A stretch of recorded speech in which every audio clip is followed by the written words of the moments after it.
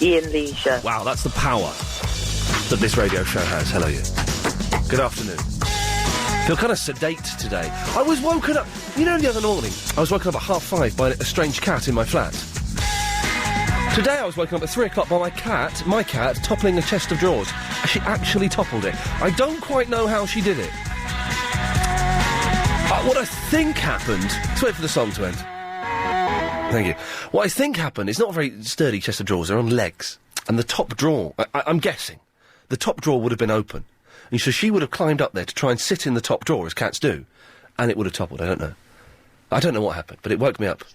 Well, I thought the drawer was closed. I'm assuming the drawer was closed. I don't know. I don't know what happened, Agent Chris.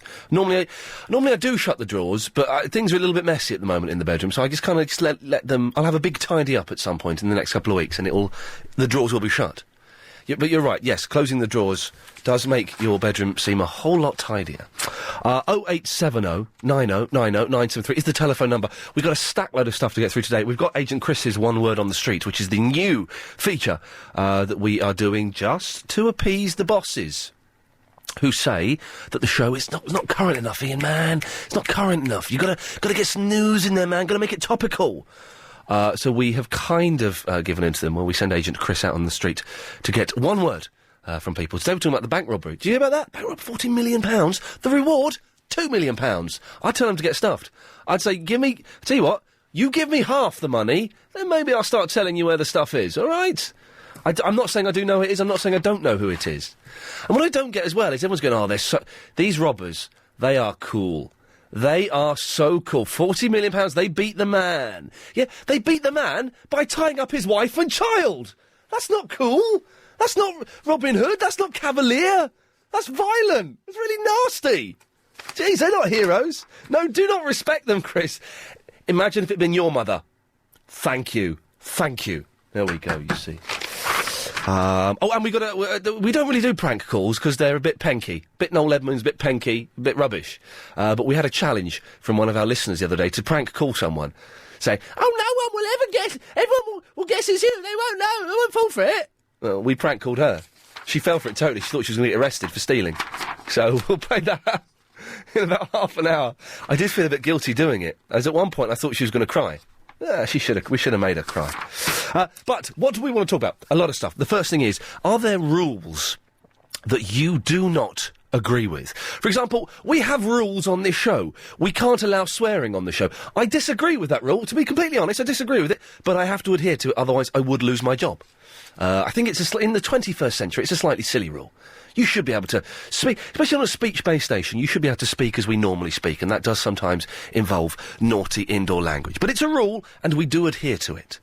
Are there rules in your life that you just don't see the point of? You just don't quite get why they're there, but you have to adhere to them.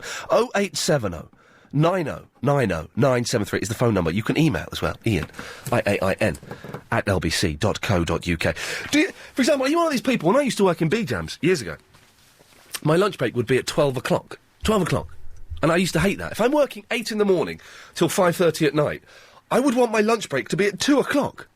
Because for some reason it kind of makes the day shorter. I don't quite know how. But psychologically. Apparently, was it, Agent Chris, was it BT vans that they're not allowed to spark up cigarettes now? Yes. Thank you. They can't spark up fags in BT vans. That's insane, isn't it?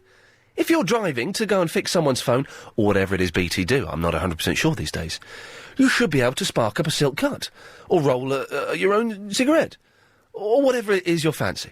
0870 90 90 973. There's a rule down here. In the canteen downstairs, well, one of the rules is that they serve really manky food now.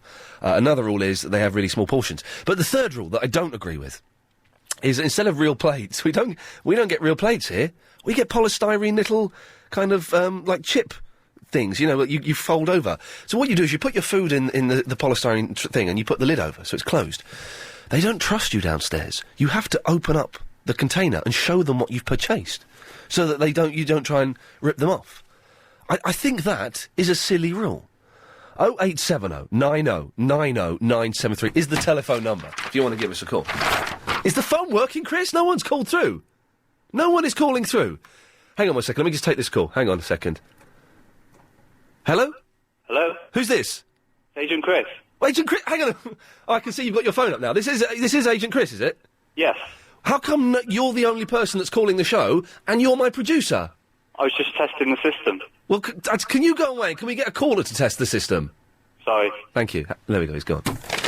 Maybe, what am I doing wrong? Normally the switchboard is alight here with, like, 2, 3 calls. Are we not going out on the wireless? That would be good, wouldn't it? Wouldn't that be good? The lost smile sessions of, Can someone just give us a call? 0870 90 90 923. What am I doing wrong today? I should have 3 calls racked up here at least. Here we go. Let's go to, let me take this one. No, I know how to do this. This is deadly. Hello, who's this? Hello? Hello. This is David. You're on the air? Yeah. What's going wrong? Why is no one phoning me up today? Ian, that's one of those days, you know. What do you mean, but one of those days, you know? What am I doing wrong? It's a good topic. What rules don't you agree with? Good topic. I know it's a good topic, but the thing is, you were late. You had Anne to actually cue you in. You were late. So that's why people are just waiting for you to wake up. What? Sorry, what? You were late? I was late? Yeah, but Anne was waiting for you to get ready to put your mic on. Oh, no. Do you want the truth, my friend? Can you handle the... apologise. Can you handle the truth, my friend? She was early. Oh, okay. She was a whole 60 seconds early. Oh, okay, my bad. Your bed, David. Thank you very much. Let's try, Sorry, Chris is doing his job, but I'm steaming in now. Hello, who's this? You're on the air. Hello? Hello, you're on the radio. Ian, it's working. It is working. Why? But why is no one calling in? Who is this? Dean. Dean? Yeah. Hello, Dean. But why is no one calling in, Dean? I'm putting out a very strong topic here. Rules that you don't agree with. I was expecting the switchboard to light up like the sky. Maybe you need to change the subject, because it's not lighting up then. OK, give me a subject I can do that's going to get people calling in. The weather. You're taking the mick, aren't you? No. Who would call... Snowing at the moment. Yeah, I know it's snowing at the moment, but who would want to call in to talk about the weather on a radio station? The British, we love the weather. We love talking about the weather all the time. First thing you say, what's the weather like? Right. OK, this is the Barry... Dean, sorry, I will challenge you now, OK. Let's just see. I bet that by 4 o'clock I have had more calls about rules that people disagree with instead of the weather. You're on. You're on. I bet you're quid. Bring it on, my friend. We've got a bet. Bernard's in the Stamford Hill. The reason I can't phone you and can't get through to you most of the time because we're blasted out by pirates. They've been reported and nothing's been done. OK. They're on 97.5. Yes, we're on 97.3. I know, but they're blasted... Bernard, sorry, 1 second, I've just got to play this. Oh, it's broken.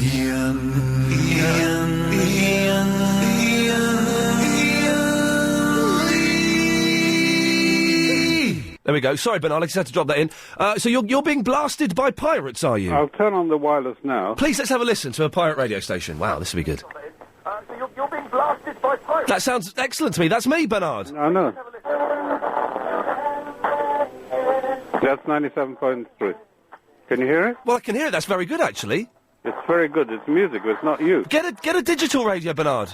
I tried on the digital, and the signal is so strong round here that it goes through to the pirates. No, you will not pick up pirate radio on digital. Well, I tried it. You didn't try it. Well, I bought a digital, and it's got VHF as well, or FM, right? VHS. FM. Yes. And I set it exactly on 97.3. Yes. And it moved over to 97.05. But with we'll get to Benny Bennett in a minute. But with the digital, you don't set it like that. You just type it, go to the name LBC. Okay. Well, thank you, Bernard. Thank you. He's gone. Well, that was strange. Ah, wow. It's an odd start to the show. The weather or rules that you disagree with? Which do you want to talk about? Let's get the latest, though. LBC 97.3 Travel News with Simon Bennett. Thanks very much. We're homing in on the M3 again. Dave Lynn says, Ian, change the subject, you boring sod. Talk about something like which martial art is tougher. Well, everyone knows it's Kung Fu, so that's the end of that one, Dave. You idiot. No, well, Marcus says it all the time. Marcus Churchill is always saying sods, doesn't he? Am I correct or wrong there? Marcus Churchill. Sod. See, that's an acceptable swear. And he's posh. He knows the rules. Speaking of rules, there we go, rules. What rules do you not agree with? Or would you rather talk about the weather? This is the deal we've got going on at the moment. Stuart's in the Sutton. Stuart! Yeah, hi, mate. Hello, my friend. What can I do for you? Oh, not bad. I've had a busy day decorating the front room. Just gone outside to pick the boy up from school. It's freezing out there today. I couldn't believe the weather today. This is a call about the weather, isn't it? Yeah, it's so cold out there, I can't believe it. It is bitter out there, isn't it? There's no denying. It's freezing, mate. Yes. And that's what I wanted to say, really. I just wanted a little discussion about the weather. I think that chap was right. All right. Well done. Thank you. There we go, you see. Cheers, mate. Thank you, Stuart. Bye-bye. Maybe I was wrong. Well, I think that chap may have been right. But talking about the weather on the radio is duller than discussing rules, I think. I don't know. Anyway, sorry, I'm all windy pops. So I rushed a sandwich earlier on. I bought a pudding from Marks and Spencer's. Oh, do you know what it is? It's called Chocolate Overload. I've just realised it's on the Count on Us range. Means it's low fat. Oh, for God's sake, what did I do that for? Naz is in the St Albans. Hello, Ian. Hello, Naz. I'm a first-time caller. Hey, listen, thank you for calling, man. What can I do for you? That guy, why do you want to talk about the weather? The weather's been like this for the last couple of days. Well, I think it's because it's snowing for the first time in ages, isn't it? Yeah, but it's depressing because it doesn't snow, so you can't make angels in the snow. You're just stuck with all this grime everywhere. When was the last time you made angels in the snow? About 10 years ago. Yeah, come on. Yeah, you know you'd do it if you had a Parker coat as well. I like to write my name in the snow. You should have spoke about Parker coats. What? Why Parker coats? That's a... Don't you remember them? Well, the big green coats with the furry rim. The one with the furry things, and you do them up and you get, like, tunnel vision. Yeah, I remember them. And you walk around, you should have spoke about them and asked who still owns one and who wears one. Well, Oasis still own them, don't they? Yeah, come on, I still got it. Hey, Naz, listen. Yeah, go on. We're doing a new feature at the moment, and we're not sure if it works or not. It's Agent Chris's one word on the street, okay? Right. And it's because we've been told we've got to make the show more topical, a little bit more newsy, and I don't really want to talk about the news, so I send Agent Chris out to talk about a big news story, but in one word only. In one word. Can you have a listen to it and tell me what you think? Go on then. Okay, here we go. Agent Chris, Agent Chris, Agent Chris, Agent Chris, Agent Chris, Agent Chris, Agent Chris, Agent Chris, Agent Chris, Agent Chris, Agent Chris, Agent Chris, Agent Chris is one word on the street. Agent Chris here. I'm standing outside a shop and I've just found myself a lady. Her name is... Romana. Romana. Have you ever heard of the Ian Lee Afternoon Wireless show? No, I haven't, no. Don't worry, we can still make this work. In one word, can you sum up your feelings about the naughty men that stole £40 million from a depot somewhere? Well, I think they're very naughty, but very entertaining as a news story. And if you can just shorten that sentence a little bit... What do you want to know about them? Can you say what you feel in one word? Well, I'm not really bothered. One word? Can you do one word? Uninterested. Uninterested is the word on the street. Agent Chris, Agent Chris, Agent Chris, Agent Chris, Agent Chris, Agent Chris, Agent Chris, Agent Chris, Agent Chris, Agent Chris, Agent Chris, Agent Chris, Agent Chris is one word on the street. Naz, were you shouting rubbish? She was rubbish. What? One word. Yeah. Loaded. Well, that will describe them. They're very... £43 million, they're loaded. The thing is, they can never... Hang on, are we discussing an issue here? They can spend it. How can they spend it? It's in used notes. Oh, is it? It's in used... Hang on, no, I'm not getting sucked in. Naz, do you think that Agent Chris's one word on the street satisfies our news quota? Nah, that's not really... You know what? I'm an LBC listener, but... No, I 7.3. think Street Boy does a better job when he goes out on the Street Boy from Kiss? Yeah. You're saying that Street Boy's better than Agent Chris? Yeah, you got to get Agent Chris has got to get out there and be... Street Boy's an idiot. He's an idiot. She said it was entertaining. No, yes. What? Is that what she said? She said entertaining, yes, but then uninteresting. Entertaining, one word. Agent Chris has got to be more forceful. Agent Chris, I don't want to be forceful to strange women on the street. That's what this... Not the strange Wait, this isn't what this show is about. Stories. He's got to give him a better story to load to talk about. Naz, it's the biggest news story of the year so far. What? Because they robbed a load of money. It's the biggest... What? Are you an idiot? It's the biggest amount of money ever stolen in this country. Yeah, no, but you know what? They're going to give it half. Them people are going to give half of it back anyway. They've already given half of it back to the Bank of England. Right. So it's only half missing now, really, isn't it? I don't know. What do you mean they've given half of it back? Well, that's what they said on the news. They said that Securitas land, they've given half of it back to the Bank of England. Anyway, listen, we're not here to discuss the merits of bank robbery and crime. Anyway, we're that's what I rang up to tell you. Oh, God, yes, go on, what? I rang up to tell you that, you know your slot that you do later on when you let anybody phone in? Triple M, yes. Yeah, that's better. And I liked what you was doing with the points. You know when you done the points? You know when they told you had to get the points in? No. Don't you remember when you had to add up all the points out of 10? Oh, yes, I do remember that, yes. You had more people listening that day because they all wanted to give you points. Hardcore. Hey, listen, tomorrow's show, the whole 3.5 hours is Triple M, call straight to air. Right, I'm going to ring up. That we might not let you get through. I'm going to try and get through. Well, what are you going to do? I'm going to just keep pressing redial on my mobile. Okay, well... Because I'm driving. I drive all day. I listen to... Good boy. I listen to Nick in the morning. I listen to... Hang on, I thought you listened to Street Boy. No, I listen to you guys in the morning. Bam Bam! Is at lunchtime when Sandy's on. She boring. Yeah, Sandy's not been on for about 2.5 months. Whoever takes her place is boring. I don't even bother to find out who's taking her place. No, okay. Naz, Anyway, listen, thank you very much. Take care. Take care, bye-bye. Naz there. Very, very critical. And you ignore him, Agent Chris. You're much better than Street Boy. Street Boy. What kind of name is... Who would want to be called Street Boy? That conjures up so many inappropriate images. Lindy! Hello. Hello there. Hello. I thought he was really good, Agent Chris. I thought he did an excellent job. He did a brilliant job. Very well done. We're ticking the news box, which is a box I don't want to tick on the show, but we have to, so the bosses are happy, so it's good. It was very good. Thank you. Very concise. Yes. Well, one word, in fact. It was, yeah. Yes. Lindy, what can I do for you?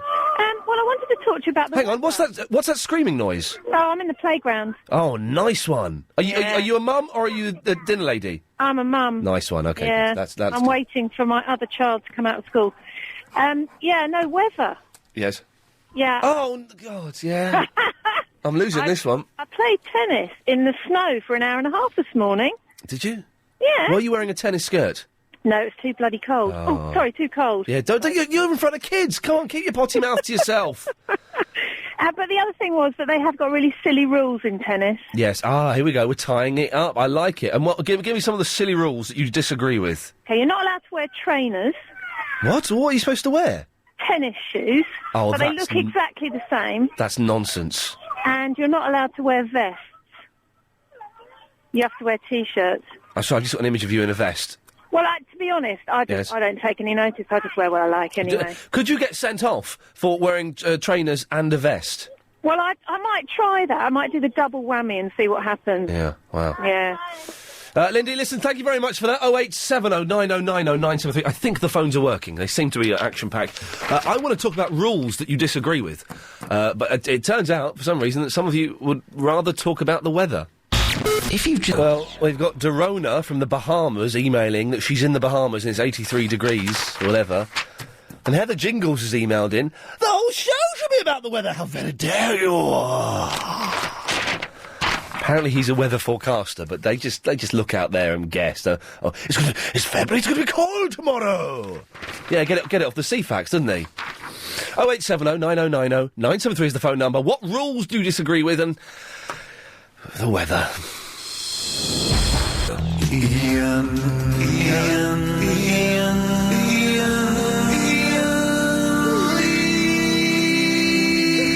on LBC, C 97.3 on the LBC, C 97.3 on the LBC, C 97.3 the Iain Lee 3 to 6:30 afternoon Wireless show. Thank you. Yeah, good work.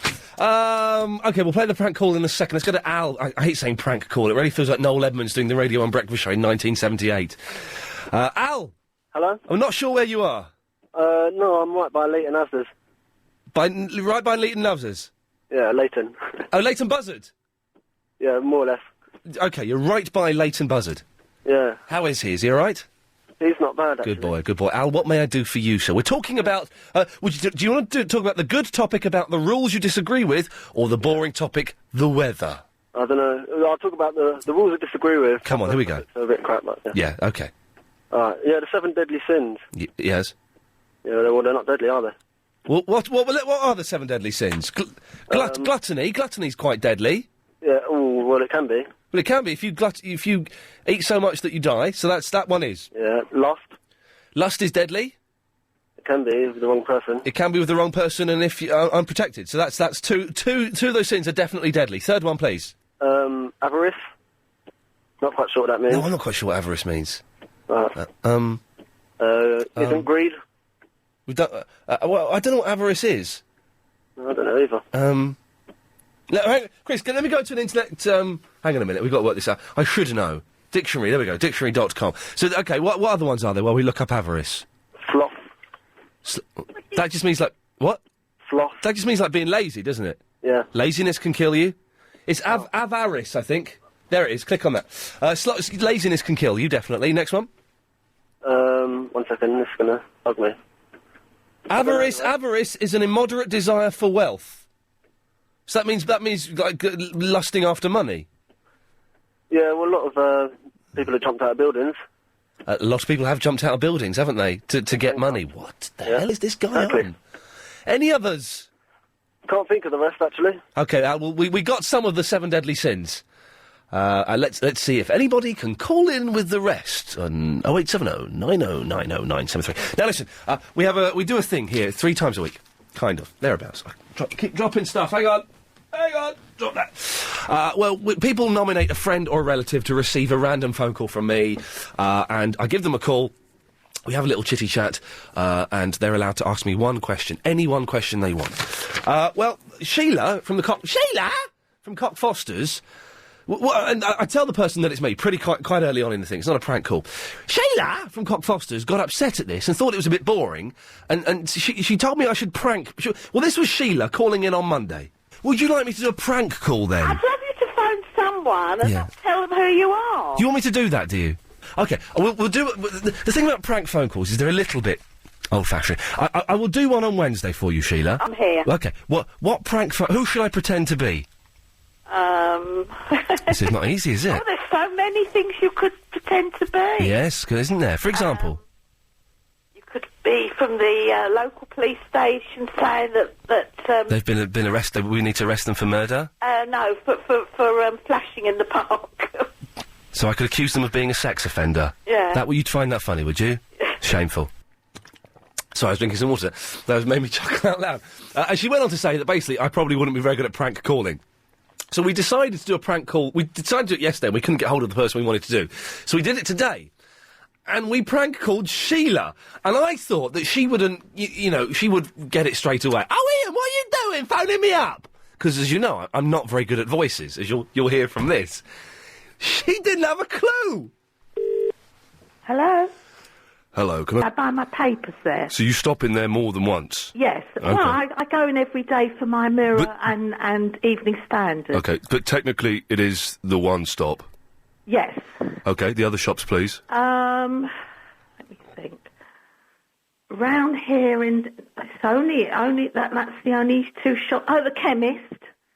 Yes, the chemist, exactly. Yes, I thought so. Yes, the chemist. May I just say, Sheila, I have been speaking to the pharmacist in the chemist. Yes. And we have reason to believe that you have been stealing cough sweets from there. I don't use cough sweets. It might sound like a farcical thing, but to the value of £25.36. No. I don't even buy. I might have bought. We're not accusing you of buying cough sweets. That's not against the law. We're accusing you of stealing cough sweets. I haven't stolen anything. I'm not in the. I'm not. I've never stolen a thing. The only thing I buy in the chemist is the medicine for my husband. Yes, and that's a legitimate purchase. Yes. Of course, that's acceptable. Yes, Benylin. Yes. What I need you to do, Sheila, if you could for me, is just to prove that you haven't been eating any cough sweets. Well, I've got lockets, but I haven't bought them in the chemist. No, you haven't bought them in the chemist, have you? No, the lockets that I bought today. Now, what shop did I buy them in? I either bought them in One Stop. The One Stop, again, is a recurring theme in your life, isn't it, Sheila? Well, let me think. No, in the chemist, I've bought the Benylin and my husband's prescription. Sheila, would you be prepared now for me to swear on oath Yes. that you haven't? I mean, we could come down, we could take you into the station, we could fingerprint you, we could question you, we could put you in the cells. What we could do is sort this out this way. If you could swear on oath for me now over the telephone, you haven't stolen those cough sweets, that will be fine. Yes, I swear on oath I haven't stolen You any. need, if you could repeat after me, please. This is Sheila in the Cockfosters.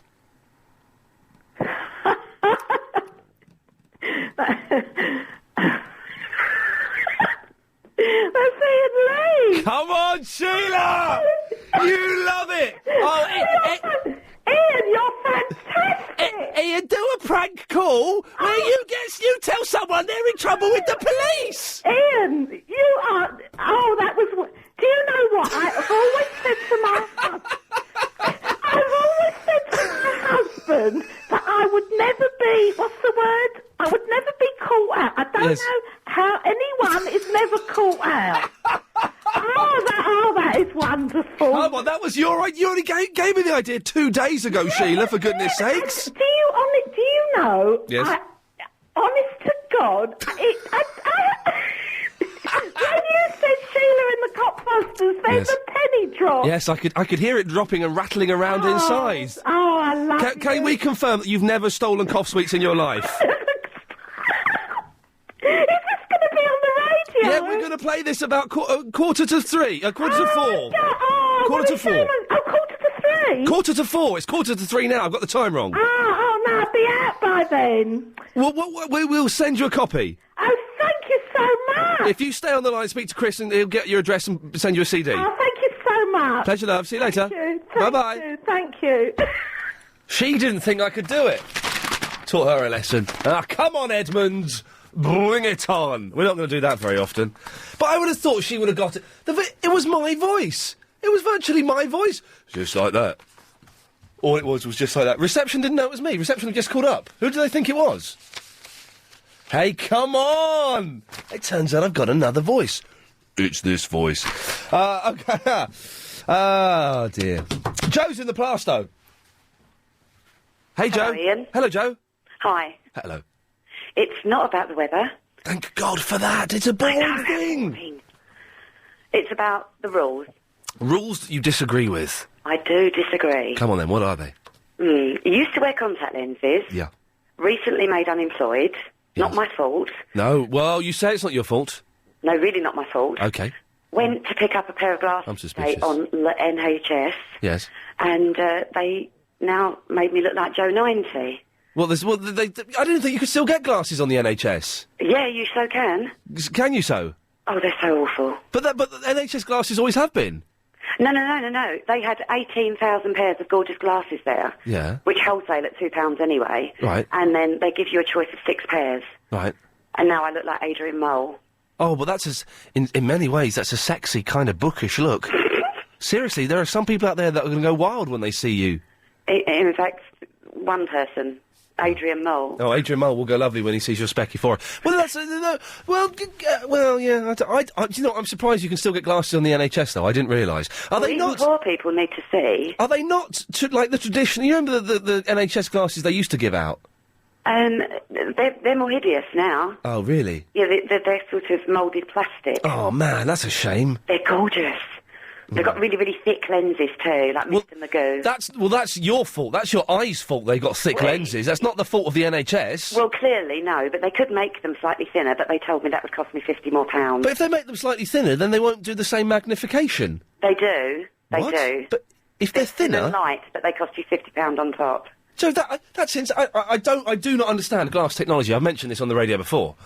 That they don't magnify, they focus or something. I don't get it. 0870 90 90 973. Thanks for the call, Joe. It's time now to get the latest on the roads and trains from the LBC Travel Centre and Simon Bennett. Thanks very much. We're looking at delays on the Sent at LBC Towers. I say all of us. Some of the presenters have been sent these swanky hot chocolates. That you microwave. They're all in the cup themselves, you put them in the microwave. We got sent some, they were stolen, ours by Nick Ferris. Stole them, his whole team have got them, so we stole some of them back from Nick Ferris's team, and and a lot of hoo-ha, brouhaha has been conducted over these hot chocolates. I've got one. They're rank, to be honest. They're not worth the fighting over. I'm going to drink it, but they're not very nice. Disappointing. Phil's in the Ashford.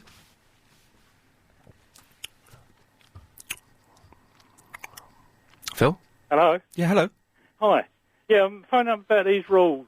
Oh, yeah, rules... Stupid rules. Rules you disagree with? Yeah. Yeah, my partner's got one. You have to put the toilet seat down.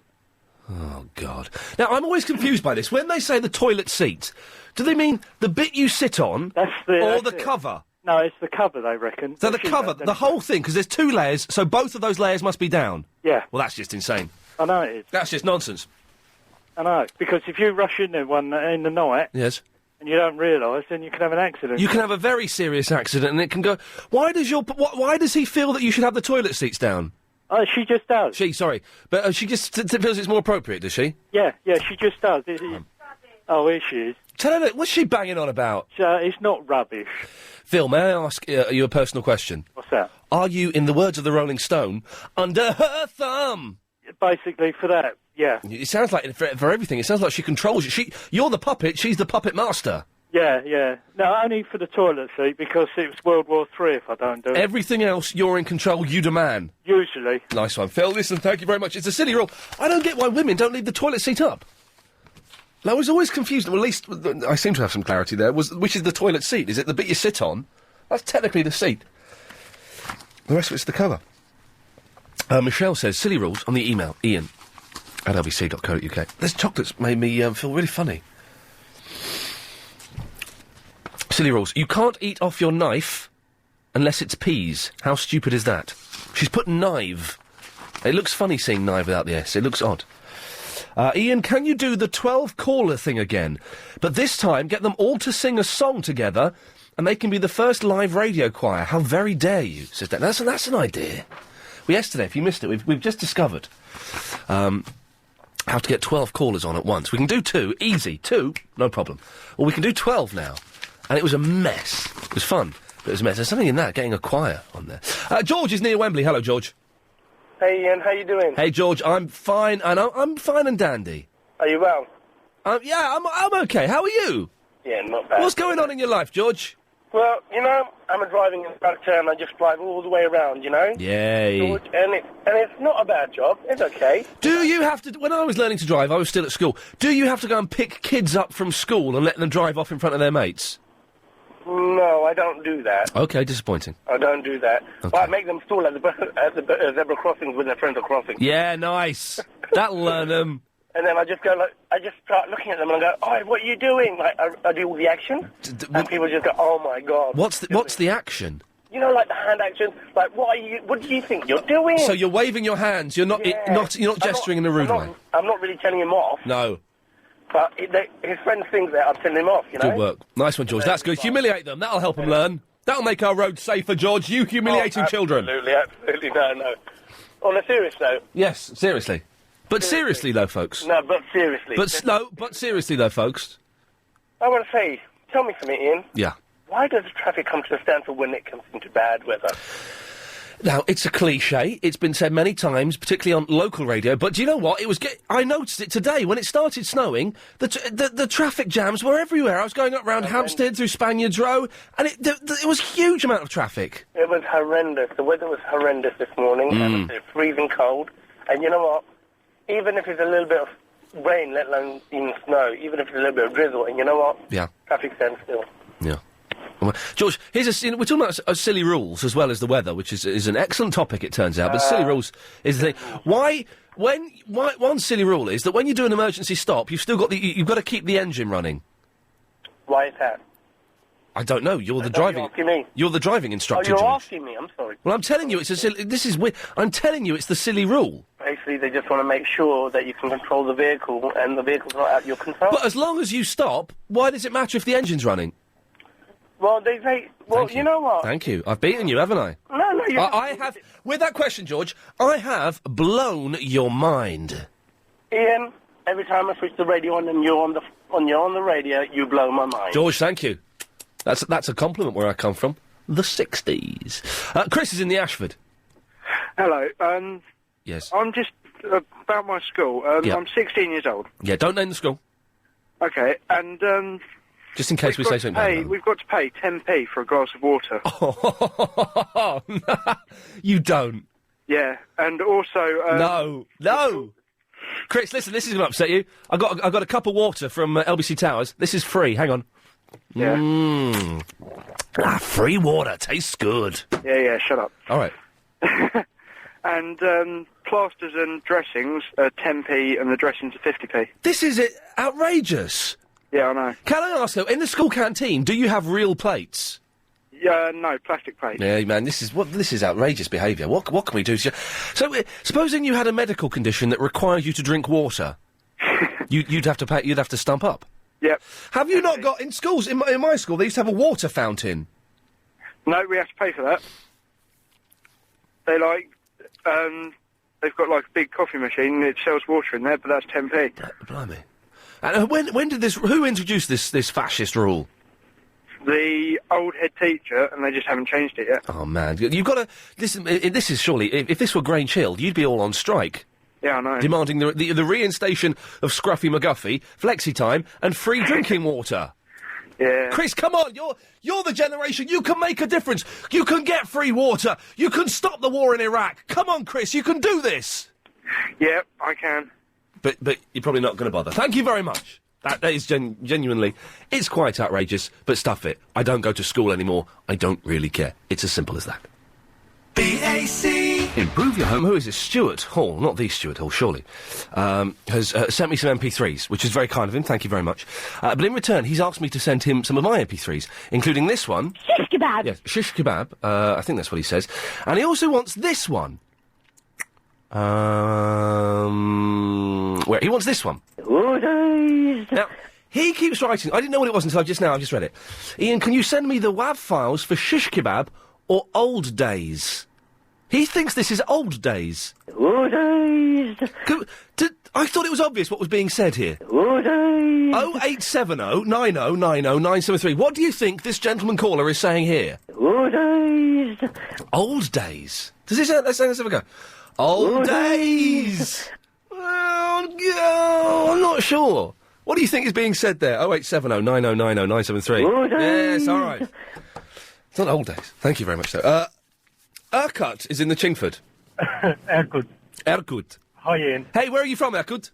I'm from Chingford. Okay, lovely. Good stuff. I can tell from your accent, yes. I should have picked that up. Originally from Turkey. Ian. Well, I live in Chingford. You're Turkish, I see, sir, but bless you. Sorry, I thought you were Chingfordian. Okay, so you've called in. What may I do for you, Erkut? Right. I called the first time yesterday. Yes. Your name is almost an anagram of Turkey, isn't it? No, to be honest, there aren't many people called Erkut in Turkey. How do you spell it? Erkut? That's it, yes. Yeah. If you had a Y, that would be an anagram of the country you come from. Probably is, yeah. Yeah. I wonder how many people can say their name is almost an anagram of their country of birth. No idea. No idea. Not many. Not many, no. No. Okay. The reason I called you yesterday and for the first time. Yes. We didn't speak yesterday, did we? No, I just said, oops. I don't know if you remember. All I could manage to say was oops, because I dropped my headphones. Was it in the last half hour of the show? It was, yes. Yes, Triple M, you called, yes, oops, yes, I do remember it. It was good fun. It was a good call. Do you know what? Surprisingly, one of the best calls of the day yesterday, I think. I missed the beginning of the show. I couldn't say anything, awful. to be honest. Absolutely awful. The reason I called, when you said emergency stop the car, why don't you stop the engine? Yes. When you stop the engine, the brakes don't work on the car. When you stop the engine, the brakes don't work. But you'll have stopped. My point is though that when you've done the emergency stop, you'll have stopped already. Yeah, but what happens is it seizes up. You need to really need to run the engine to be able to. But if you do we'll dwell on this for 45 seconds. I think we can afford that. If you do an emergency stop, when I tap the dashboard, Mr. Lee, if you stop the vehicle and remain in control of it, leaving the engine running, as long as you've stopped, it doesn't matter if the engine then stops, does it? The thing is, it will stop unless you do the handbrake.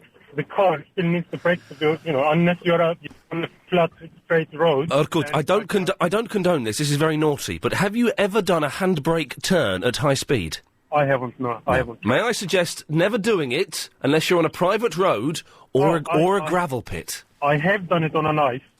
You've done it. You've done a handbrake turn on ice. On ice, yeah. It was quite fun in an empty car park. Yes.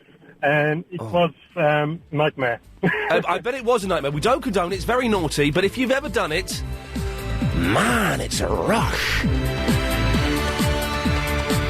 We had 2 Tony Blackburns on the show yesterday. If you missed it, it was a corker.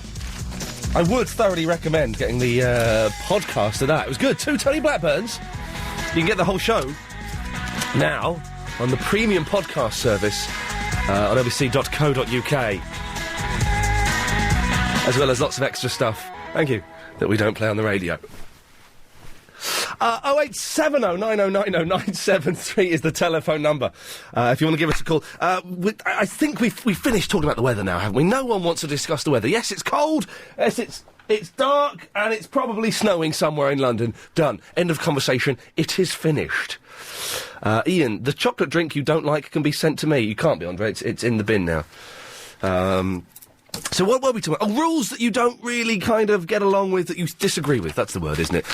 And some other bits and pieces. For some reason, we're arguing about emergency stops when you take your driving test. I think, when I tap the dashboard, Mr. Lee, if you could stop the vehicle but remain in control of it at all times.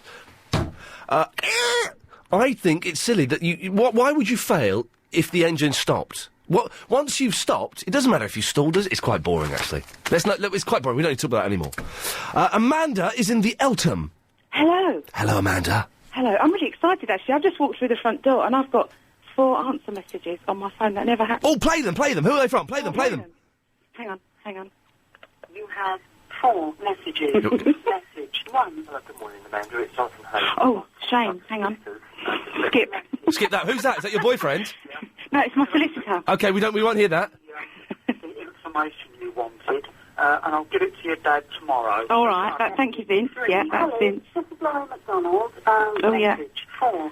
Message for Amanda Coburn from the doctor's service. Oh, no, we don't want to hear about your doctors. The cream is in now. If you start applying it, the rash should disappear very shortly. Wow. Oh, that's terrible. Okay. So you're in trouble with the law, and you've got a medical condition, and you've got something that's we pass on to your dad. Things aren't going well for you, Amanda, are they? Not really, no. It's a dark, dark day for you. Solicitor and the doctors all in one day. Wow. Now that's living, all right. Now, why have you called in, you weird woman? What I was going to say was that Yes. I think it's really unfair. My boss, Yes. who shall remain nameless, Male or female? male, Pig. 6'8". Not many of them about. Anyway. He's not 6'8". He is, yeah. Really? 6'8", yeah. Well, to be honest, you've virtually given away his name then by saying that, because there aren't many. He will actually find this story funny. Cause Okay. I'm not. There's not actually. Will he find it funny that I called him a pig? And I did say that before I knew his height. Well, I call him a pig all the time. Good work then. Let's stuff him. Stuff him. What up? But Yes.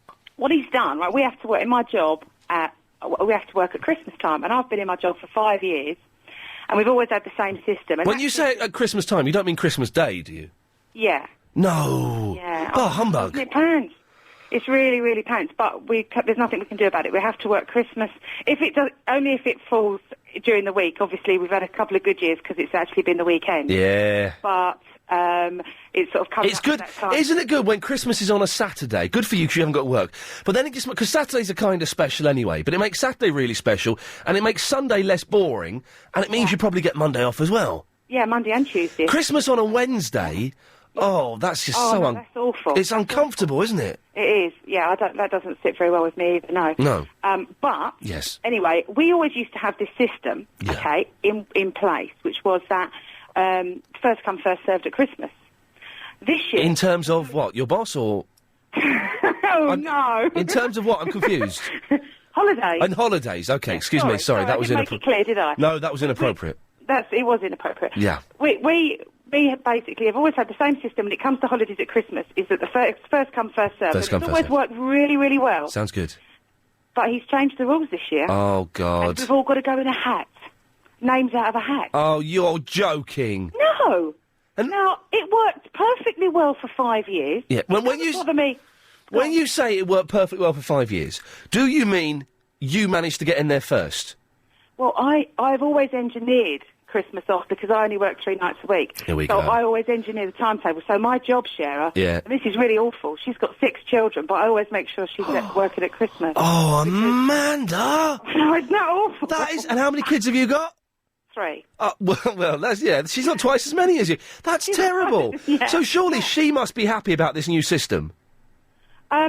Well, no, because the reason she's not happy was because she was the one that actually this year put in her holiday to be off over Christmas, and my boss rejected it and said, we've got a new system. The first time she gets it in, and the first time she manages to book it in, and it's... She's now told that she's now got a 1 in 5 chance of getting holiday. So when is the big hat draw taking place? Well, it's not been designated. There's no designated time. No designated time, okay. No designated time, but basically all those who want holiday have to let all those who want holiday at Christmas have to let him know. Okay. And then once everyone has actually said yes or no, then How can we engineer this for you to win? You're thinking of a way to cheat, aren't you? I'm all right. I'm all right because I don't have to engineer it for me to win because I've already won. Because everyone else, apart from my job share, works 5 nights a week. Yeah. I only do 3 because I do a job share. Cushy. So I always engineer it. So I'm always. So you will not be working Christmas 2006? No. Sing hosannas, Amanda! It's good news for your 3 children. Not such good news for that poor lady who's got 6 kids and never see Mum on Christmas Day. I feel bad. She's been waiting 15 minutes. Noreen in the Dartford, it's your time, please. I'm so sorry. Yeah, don't worry. OK, you're getting a little bit stroppy, though, aren't you?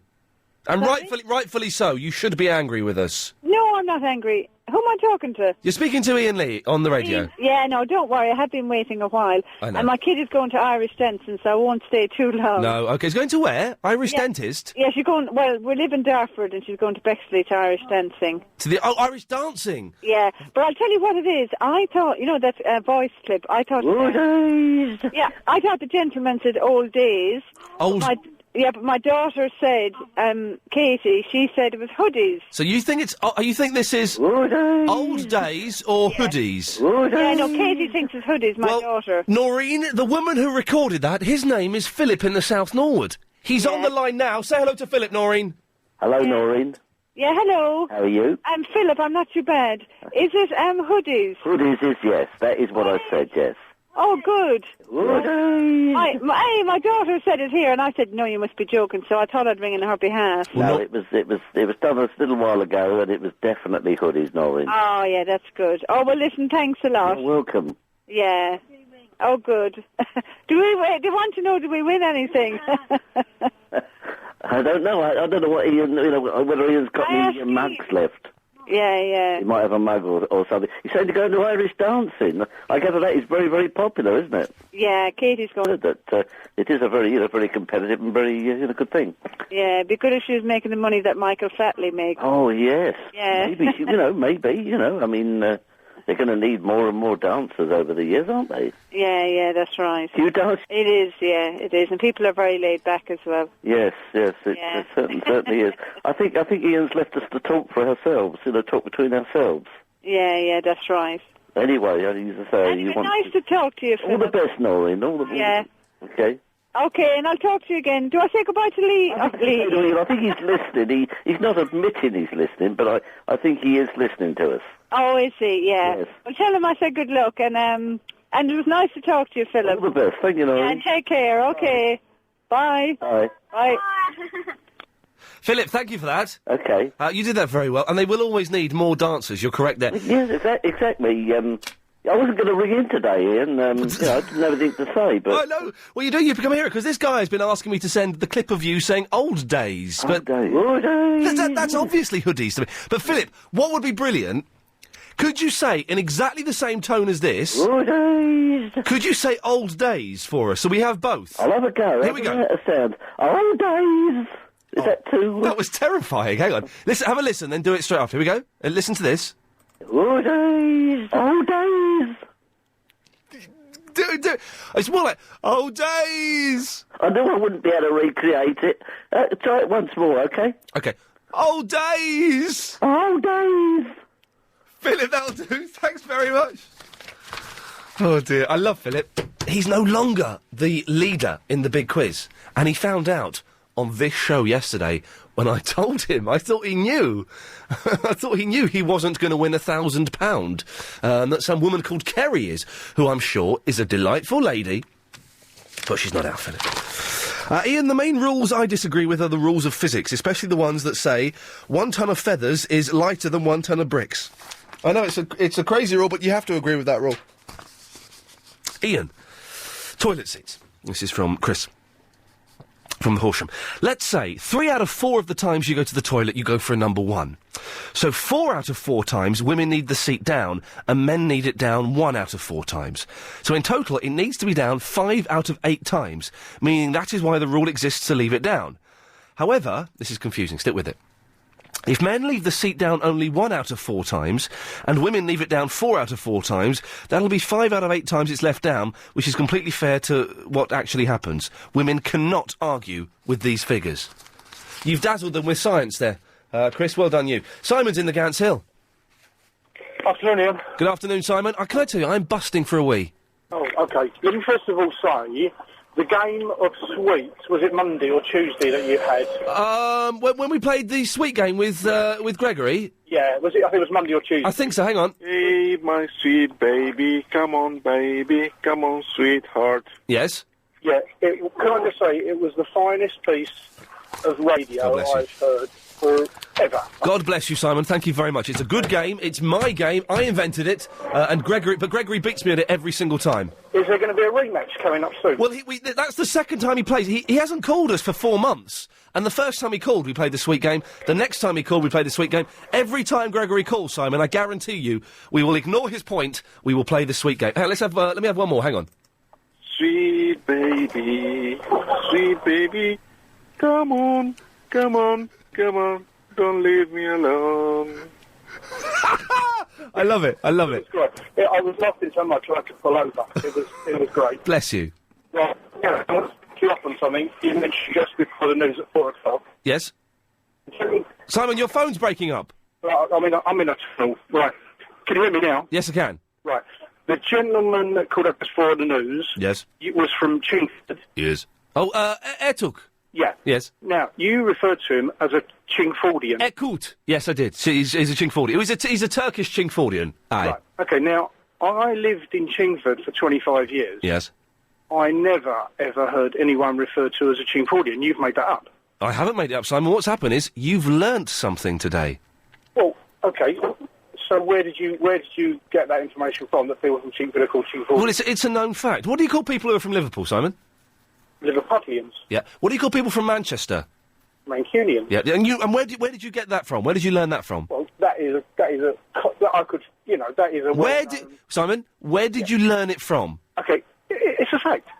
Okay. Chingfordians is a fact that you've not heard. There are many facts you've never heard. That's one of them. No, I don't think Chingford is a significant town as Liverpool or Manchester. Well, you will upset the people who live in... You'll upset the Chingfordians then by saying that. You've upset it because you've made it up. I've not made anything up. Why are you so... Why have you been an expert on Chingford? Simon, why are you so upset that there's a bit of information you didn't know? Why are you upset? Why are you scared? Simon, why are you scared to learn something? No, because I think you've made it up. I don't think if it was a fact, I'd accept it. I think I live in Ilford now. What does that make me? Does that make me an Ilfordian? No, there's no name for people who live in Ilford, of course. Right, exactly.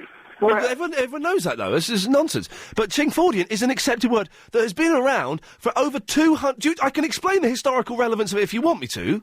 Yeah, please. It's quite dull. No, I'd like to know. I do know this for a fact, and I'm not going to tell you how I know this, but this is a fact.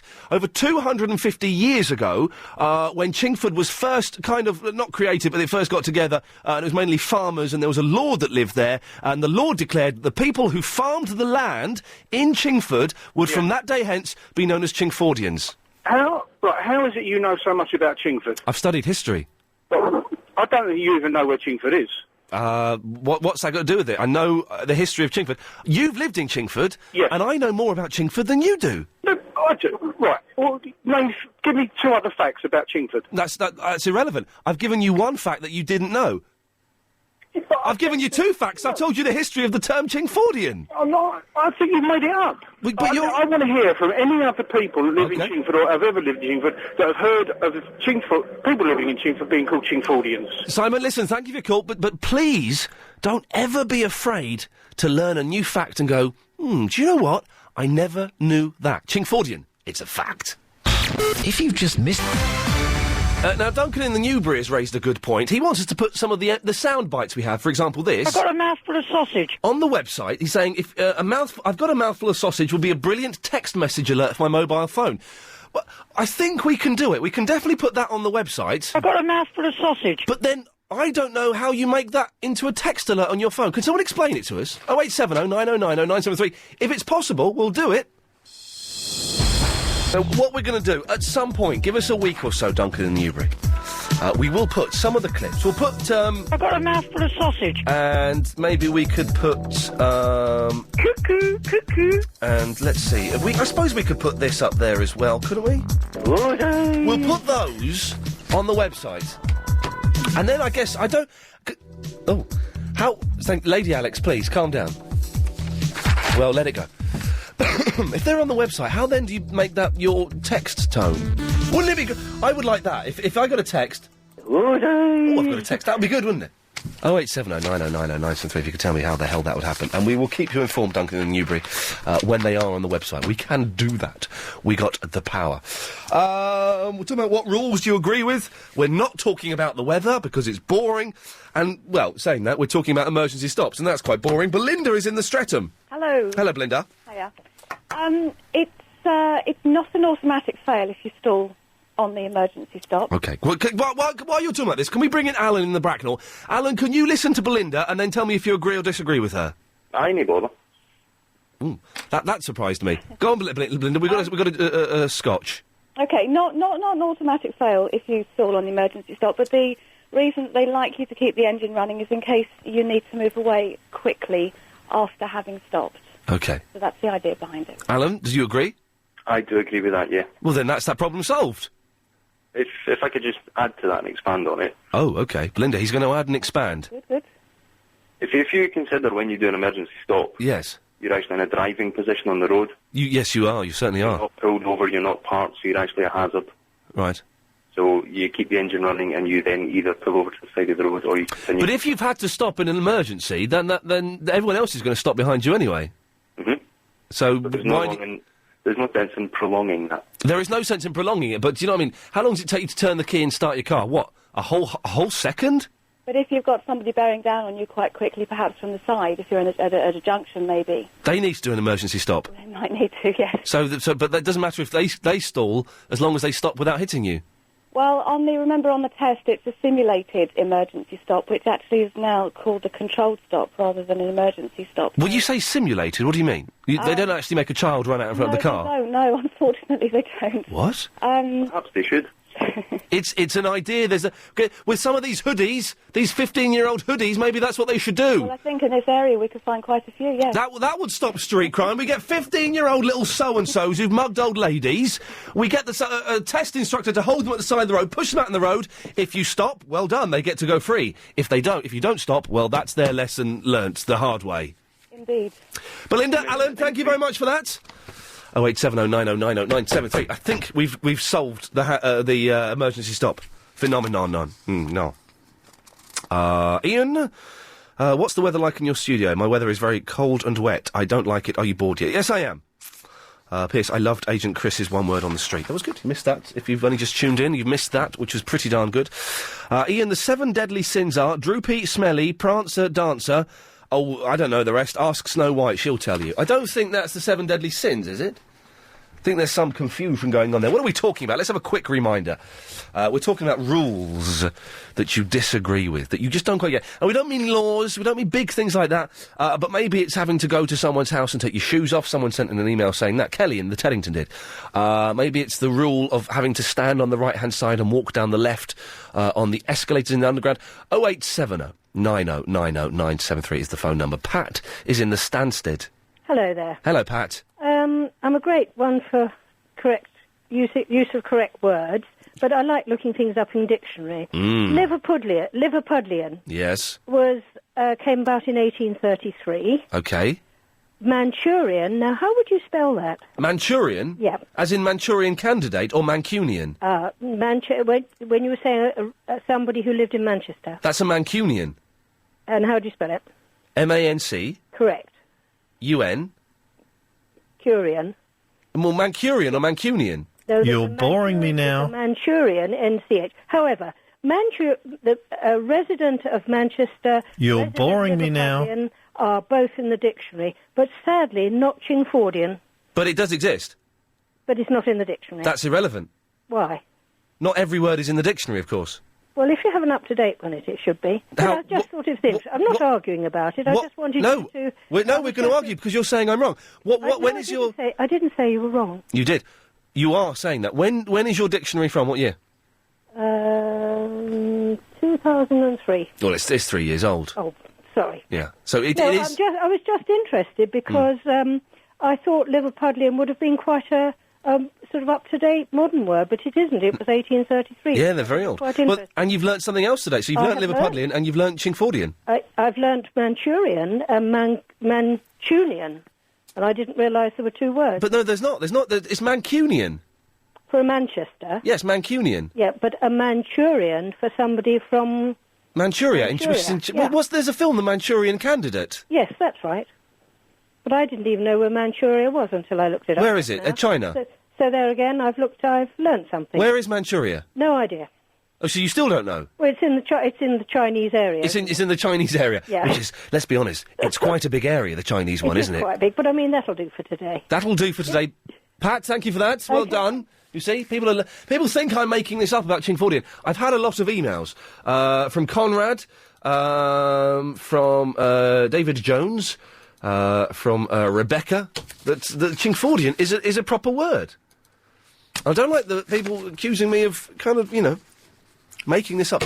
Tomorrow, excuse me, can I say, it's been a long time coming. You've asked for it, we've kind of... Well, no, I've not relented. I've wanted to do this for ages. Agent Chris is the one who's getting stroppy. Tomorrow, the whole show, 3 till 6:30, is Triple M. Mixed Mental Mayhem. If you don't listen after 6 o'clock, then you miss this. It's where we take the call straight to air. There's no screening, so anyone can get through. Sometimes it's a mess. Sometimes it's very funny. Tomorrow, the whole show is going to happen. I know it's going to LBC off a lot of people, because some people hate it. Some people love it, some people hate it. It's weird. Yasser in the Stratford, are you looking forward to the Triple M tomorrow? I'm not sure. The whole show, 3.5 hours of calls straight to air. Ooh, you know that when I listen to Triple M, yeah, some of it's good when they play music or something or joke, but some of it's rubbish. Some of it, I'm going to say that. But that's what that makes the good bits even better, doesn't it? Yeah, I think so. Okay. Yeah, I was phoning in about what rules I don't get. Yeah, rules you don't get. Well, I don't know if you'll get this because you're not into sports yourself. No. I don't get football rules. Because they change the rules all the time. They do. Well, they've got rid of the golden goals now. I used to like the golden goal. Yeah, that I think that have changed. They changed that about a year ago. All right, calm down. Sorry, no, yeah, that was quite exciting. But that didn't give the other chance to the team. If one team scored, the other team couldn't score. Then they changed it. That was the golden goal. Then they changed it to the silver goal. But the golden goal meant that you really had to just go for it and push and push and push. And if you scored, the other team lost. The game was finished. But what's the silver goal? You've made this up. No, that's actually true. What is, before, it's a golden goal is if the one team scores, the game finishes. Yeah.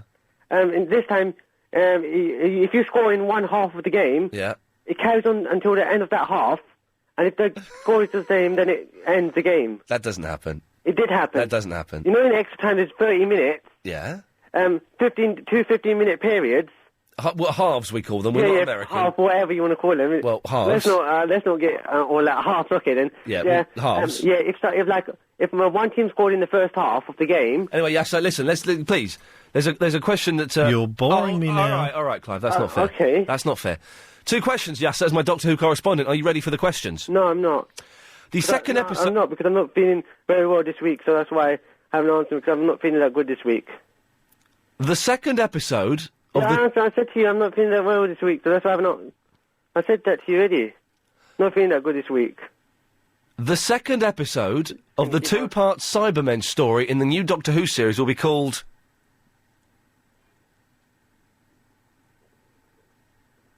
I said, I don't know that. I said that to you.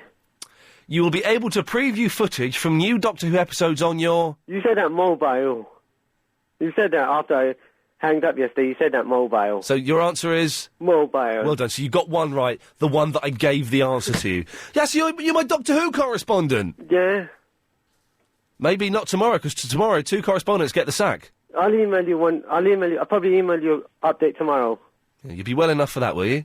Yeah, I haven't had a really good week this week. Hello, I'm... McCall, the travel guy, would have spelt his name with an O, not an A. Yes, I know him on the radio. I can hear myself in my ears. I'm aware of that. We've had an email from Andy McCall, but I don't think it's that Andy McCall. Ian sacked the Doctor Who correspondent. He's useless. Then Stephen in the Chester says, Ian, leave Yasser alone. He's on sick leave, not bunking off like you. Well, that's rude. Ian, my kettle died on me a few days ago. I can't get to the shop to get a new one until next week. What's the best alternative method of making tea? Boil on the hob or microwave? Oh, boil on the hob. You can't microwave water, can you? Can you? No, it can't be right. I wouldn't microwave water. Lucy's in the pens. Lucy, can you microwave water? I'm not sure. I don't think it tastes as nice, actually. No, I don't. I think because of the radiation poisoning in it, makes it slightly unpleasant to taste. I would have thought, what's wrong with boiling a pan on the hob? Yes, it takes a long time, but that's perfectly fine. That's what you're probably too young for this, but when I was young, we used to boil, we didn't have a kettle, and we'd boil water on the hob. Yeah, my mum's done it before now. Okay, I'm not as old as your mum, Lucy. That's... No, I'm not saying you are. That's rude. That's rude to do that. And Simon says, Ian, when you go to the commercials, do you dance around the studio naked? I like to think that you do. We had to stop that because there were complaints, so we've stopped doing that, I'm afraid. I'm fully clothed. Lucy, what can I do for you? I just wound up with the 7 deadly sins for you. Yes. Lino says, weren't the 7 deadly sins a soul combo from Philadelphia who gave us such hits as Walk Away Renee and Standing in the Shadows of Love? I think so, but that's not the 7 deadly sins we're after.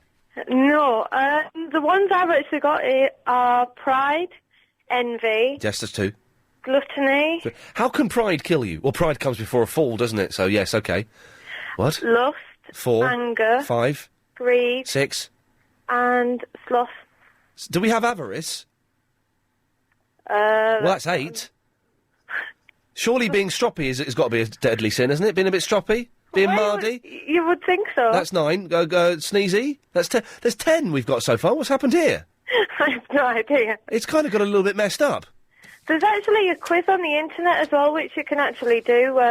Yeah, I'm all right, Chiz. You kind of tick the boxes and it tells you what kind of deadly sins and what level they're on. Well, what about yourself? Agent Chris is insisting I did it. Agent Chris, I'm going to do it, but I bet it's quite dull radio. But my producer has told me to do it. What's the website, Lucy?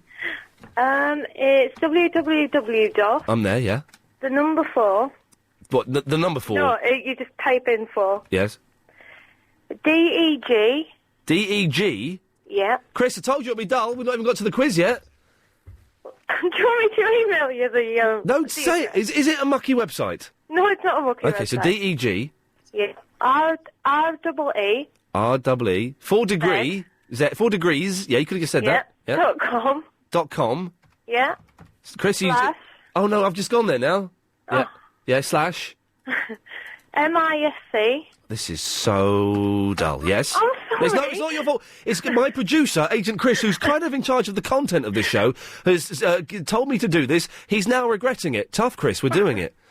Right, then it's... I've got a mouthful of sausage. Sorry, yes. Then it's /7. /7, yep. _deadly. Oh, God! I can't even do an underscore. Deadly, yes. _sins. We haven't even got to the quiz. It's going to be so boring. Yes. .html. .html. I've got to type that. Okay. File not found. Brilliant. Well done. Well done. There we go. That's that feature fit. No, Chris, we're going to see... No, don't make the slashing motion to your neck. We're going to carry on. 4degrees.com /MISC /7... Yeah. _deadly. Yeah. _sins. Yeah. .html. Yeah. No, let's get rid of that HTML bit. That won't be helping us there. No, it doesn't work. Oh, well, I've got it up on my computer in front of me. Well, I think you're making it up, Lucy. I'm not making it up. Well, anyway, okay. What has it told you about yourself? I'm not willing to say. Well, why not? Because I don't want to. Well, why not? Because I don't want to. Well, but why not? Because I don't want to. But why not? Oh, because I don't want to, Ian. Does it say you're filthy? That would be telling her, I can't say. I think you've told us the answer there, Lucy, and I appreciate that. Well done, Chris. Well done. That's the man. Chris, this is for you, as you're the man in charge of the content. You made us go with that. Well done. Well done. Josephine is in the bonnet. Hello, darling. Hello, my love. How are you? Hello. Can I just say thank you to Danny in the Upminster who sent me a tape today. Thank you, Danny. I got it, yes.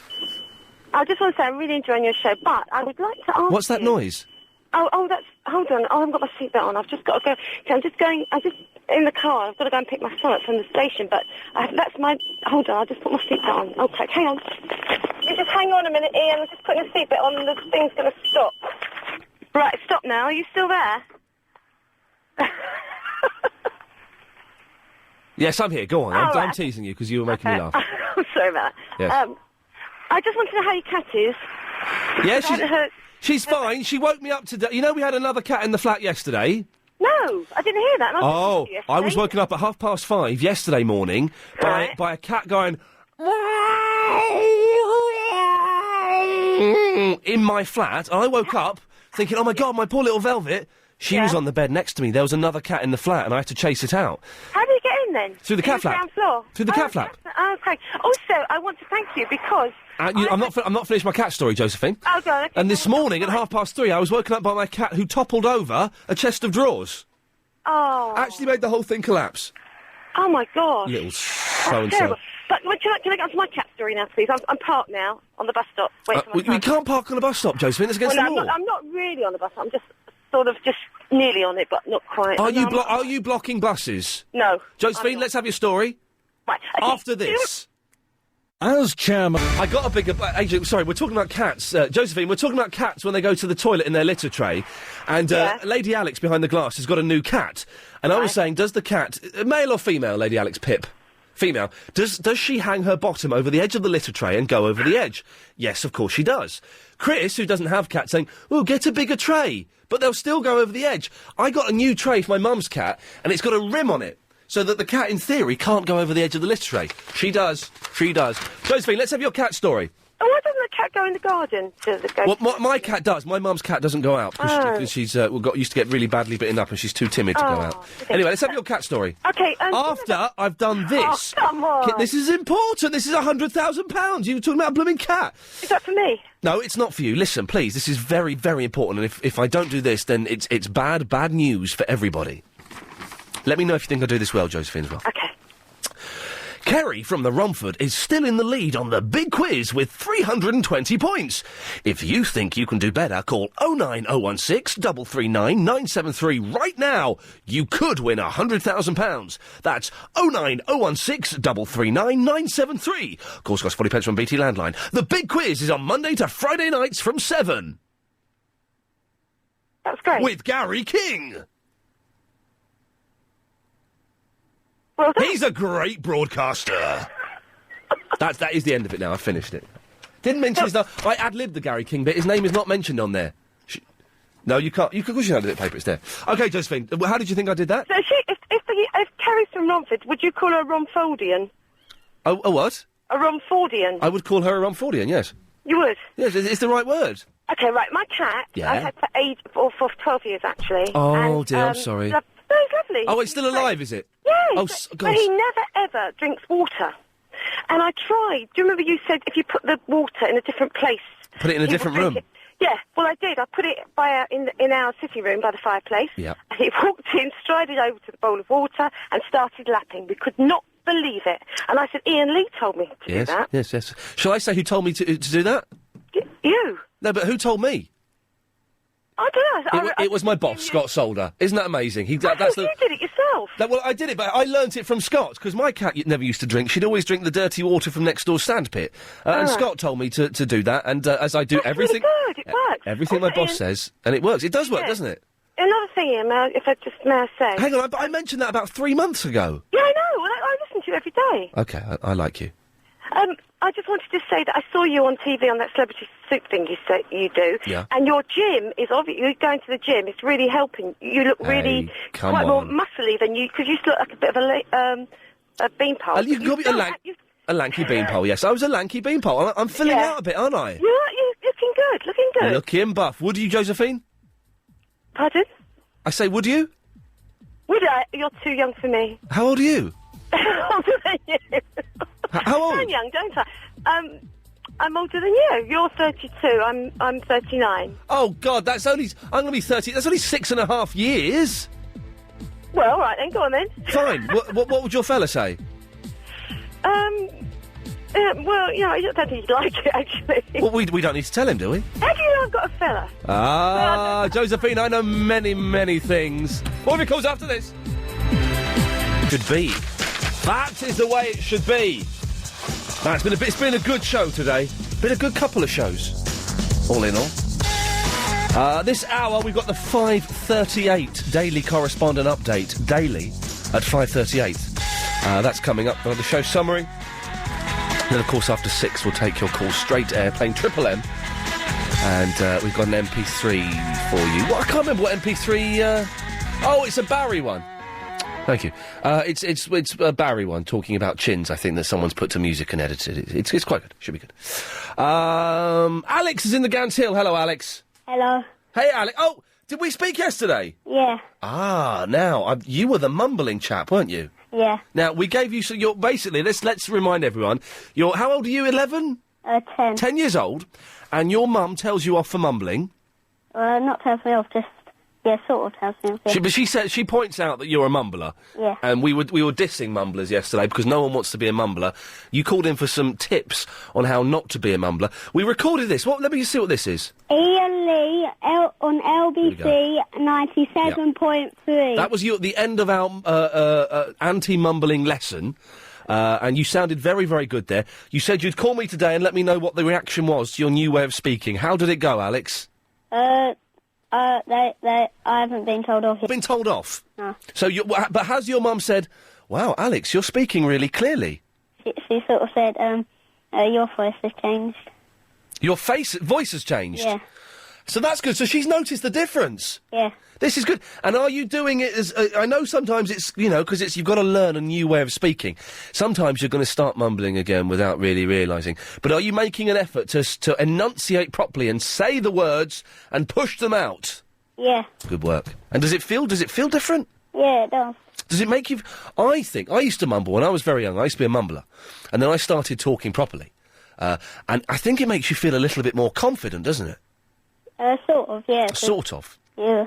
Thing is, as well, this is your first day as well. You wait in a week, in a month, in a year, man, your life is going to change.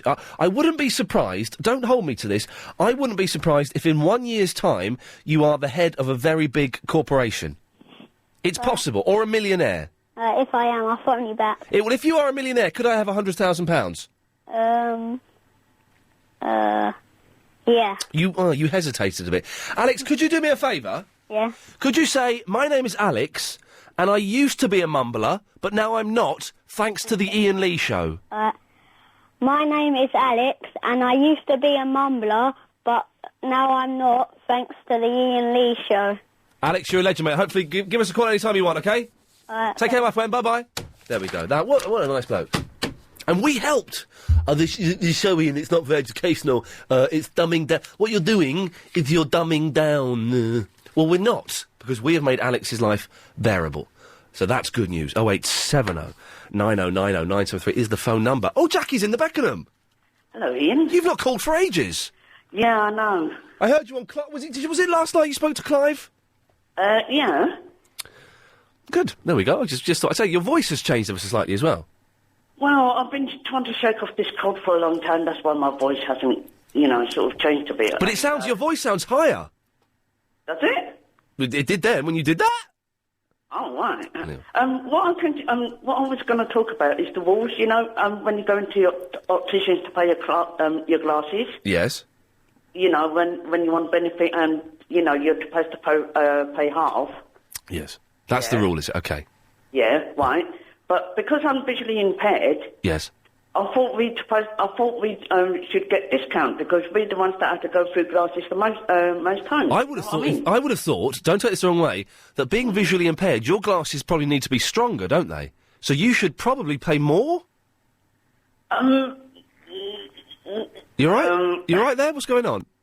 Well, I don't really want to pay more because, because we go through a lot of glasses, because at times it's, it depends on the prescription. Of course it does. Sometimes it changes, sometimes it doesn't. Of course it changes, and I wish no ill on anyone, and I know people who've got very bad eyes, and it's obviously it's terrible. But, because your glasses are stronger, you should surely pay by the amount of magnification you're going for. So, whereas, mate, I just have reading glasses that I read if I get really, if I get really tired. They're not very strong. They don't really make that much of a difference. So my glasses should be quite cheap. But if yours are like really thick Sid Little milk bottle glasses, then they should be really expensive. Well, I suppose I had to agree on that, but I don't want to agree on that, if you see what I mean. So you don't want to agree on it, but you do agree on it? Yeah. That must gall you. Right. Can I do a little something for you? It depends what you mean. When you say a little something, I have a horrible image in my head. Please tell me it's not that. No, it's not a horrible image. It's supposed to be like a jingle, but I think it might be a little bit CR. CR? Yeah. What does CR mean? Well, I can't say a swear word on the radio, can I? Do you mean crap? Yeah. Okay. Only you can say it. Even I shouldn't really say it, but we can. Okay, that's fine. Especially when we just had a 10-year-old on the line. That's very bad. I apologise. Okay, so you want to do a jingle, but it might be a little bit We can say cack, but you still want to do it anyway. Well, I want to try anyway. Okay, where you go? You did one for Clive again. You did one for Clive last night, didn't you? No. Okay, maybe I dreamt that. Yeah, you did. Okay.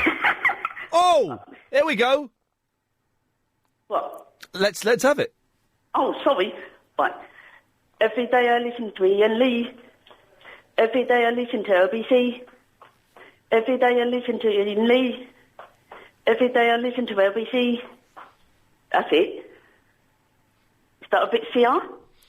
A little bit, but it was good. I can't think of any more. But what you've done, you've made it correct, because that was, of course, the Kaiser Chiefs, who are very popular at the moment. No, it was very good. I'm being hard on you. It was very imaginative. No, I need to think through it a bit more. Jackie, do it one more time very quickly for me. All right, then. Every day I listen to Iain Lee. Every day I listen to OBT. Every day I listen to Iain Lee. Sorry, I messed that up a bit. That's Jackie. Do you know what? It doesn't matter. What's one of the biggest challenges faced by... Mel's in the Forest Hill. Hello, Mel. Hello, Lee. Hello, mate. The last time we spoke, I offered you out on Call of Duty 2 and you bottled it because I didn't see you online. Oh, yes. What was your name again? Mad Mike 03. Mad Mike 03? Yeah, but I know you're tight. You just sit down and camp in the corner with a sniper rifle. Without being... No, I am not a camper. Well, let me just explain. He's talking about playing a computer game online on the Xbox 360, a war game. A camper is someone who sits in a corner where he can't be found and just takes people out with a sniper rifle. And Iain Lee's a camper. I'm not a camper, Mel. I go around shooting people. No, you don't. Anyway, yes. I just called to educate you because it don't sound like you do. You haven't been to school. You don't know your science. You are going to get such a slap. You are going to get a slap. All right. I'm in the mood to slap someone with a girl's name, and that's you, Melanie. Online later on, mate. We'll sort out the man between the campers. Anyway. Go on. Microwaves only warm up water. They don't warm up anything else but water. So whatever you put in a microwave, it only warms up the water in it, silly. All right. And number 2, if you just type in 7 Deadly Sins on Google... You're boring me now. Sorry, go on.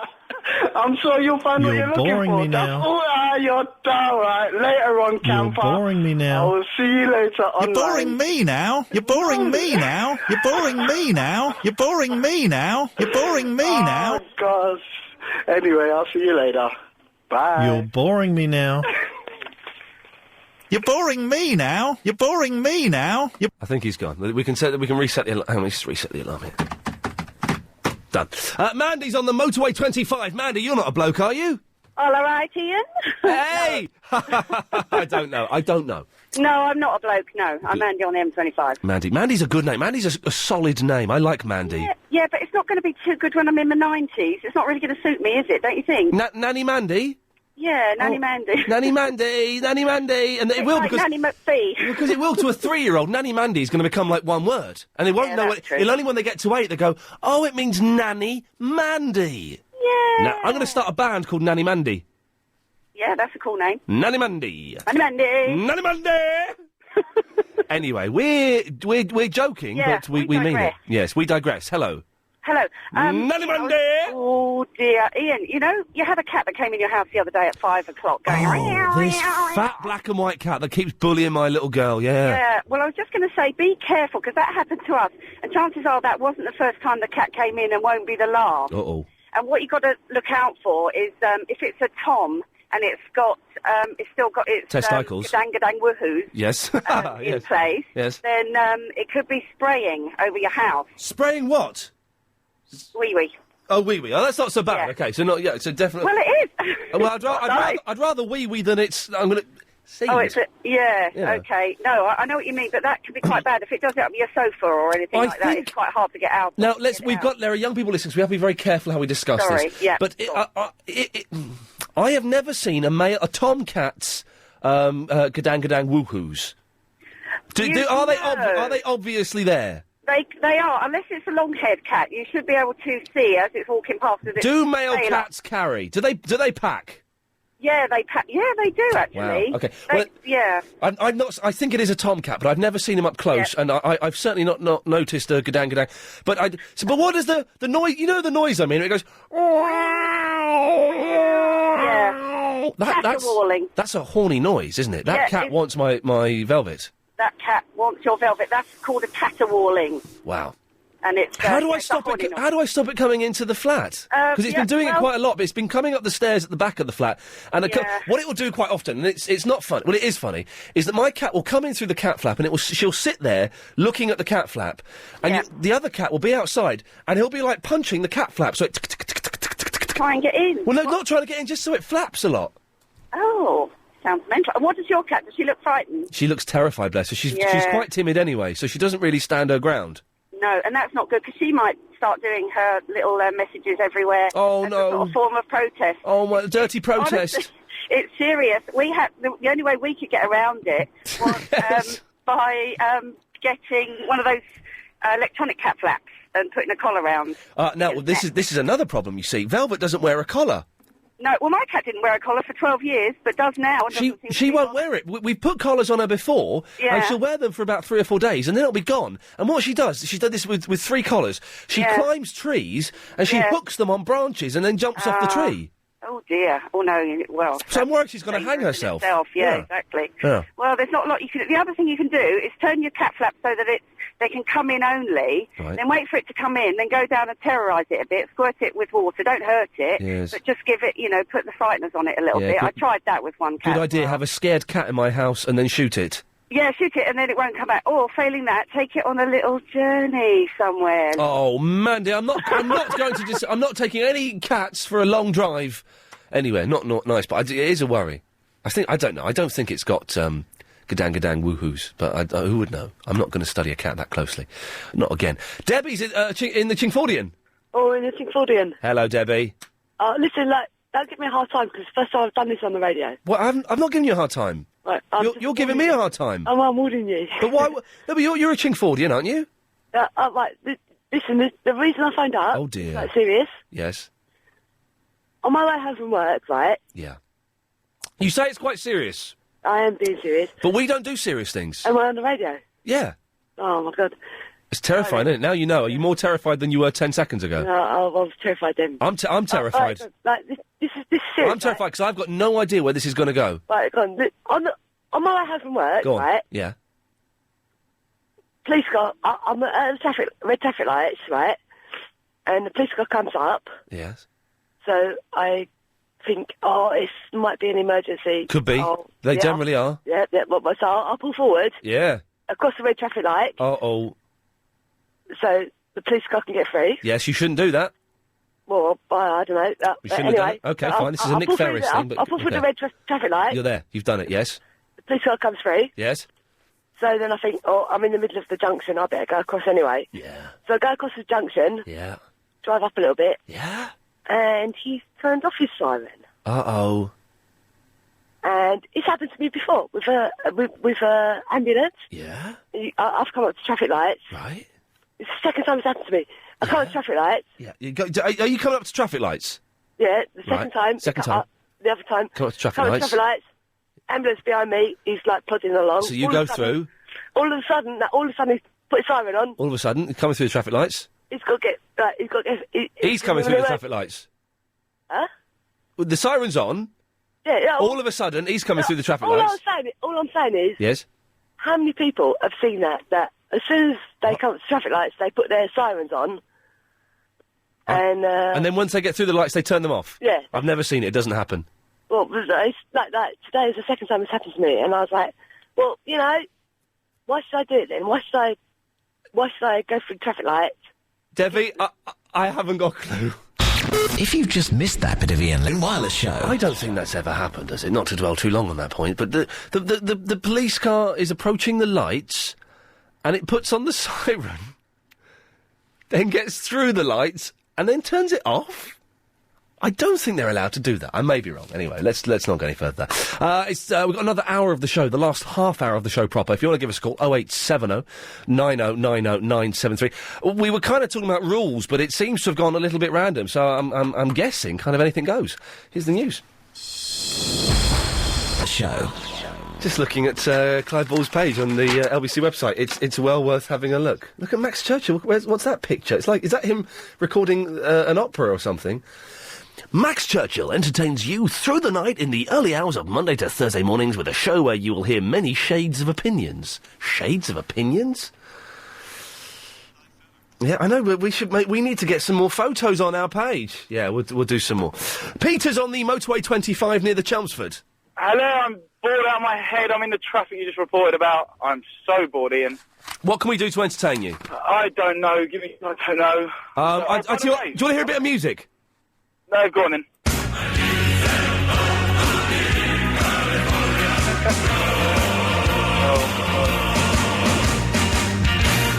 That's not bad, is it? That's not bad at all. Good I'm stuff. going to say, Mandy, the name Mandy is a very strong name. It's a sexy name, isn't it? Mandy. It's sexy, but it kind of implies, and Mandys, don't be offended at this, but when I hear the name Mandy, I think of someone who's going to be a little bit, I can say it, dirty. A little bit, do you know, imaginative Yeah, I in know the what you bedroom. mean. I know exactly what you mean. A bit, yeah. Creative in the bedroom, or indeed the kitchen department. Shadow of a doubt. Well, I won't be getting none of that tonight because I've had a big row. Oh, mate. Because I'm late. Yeah, well, how can you have a row about being late? You're stuck in traffic. Exactly. Listen, you can hear the traffic. Listen. Go on. No. Oh, absolutely awful. So where exactly are you? Let's see if there's anybody listening. We'll get them to beat their horns. Tell me where you are. I am just coming up. I've just gone past the A1 turn off the M25. Yeah. And I'm just there. Well, if anybody is where Peter says he is now and you're listening in your car, beep your horns now! There'll be a 7-second... Beep your horn, Peter, so they know to do it. Go on. What a rubbish beep you've got. Yeah, no, the name Mandy is a quality name. No one's joining in with the horn, are they? I know, they're rubbish. Disappointing. Forget it. No worries, never mind. Okay. I used to sing the song Mandy by Barry Manilow. That's why I've always liked the name. Can you sing us a bit now? You want me to sing you a song now? Yeah, go on. Oh, God. Verse, chorus, does it matter? Yeah, let's have the whole song. The whole 3 minutes of it.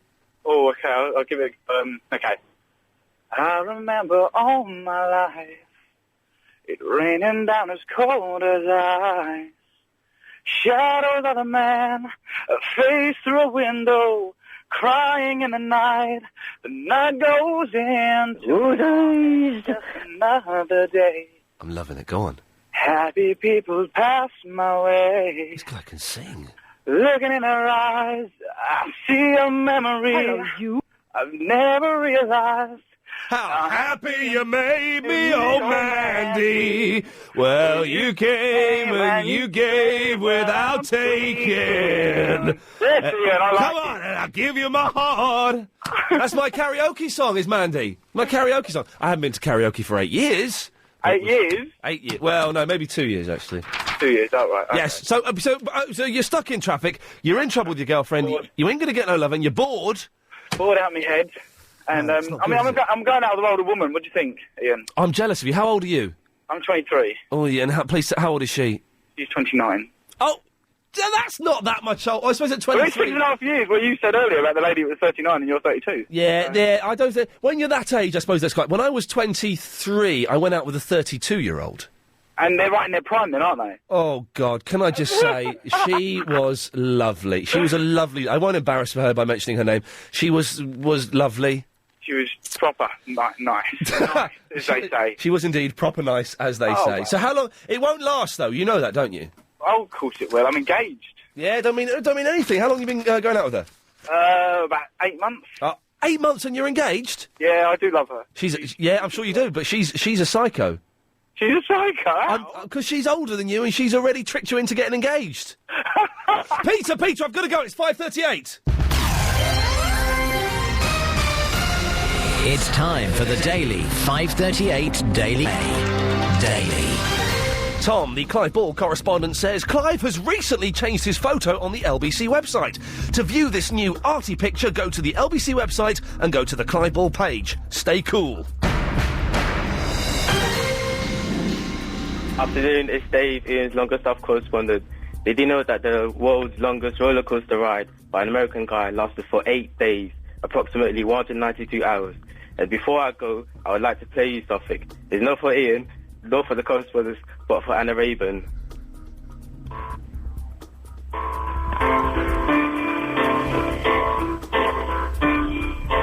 I love Anna.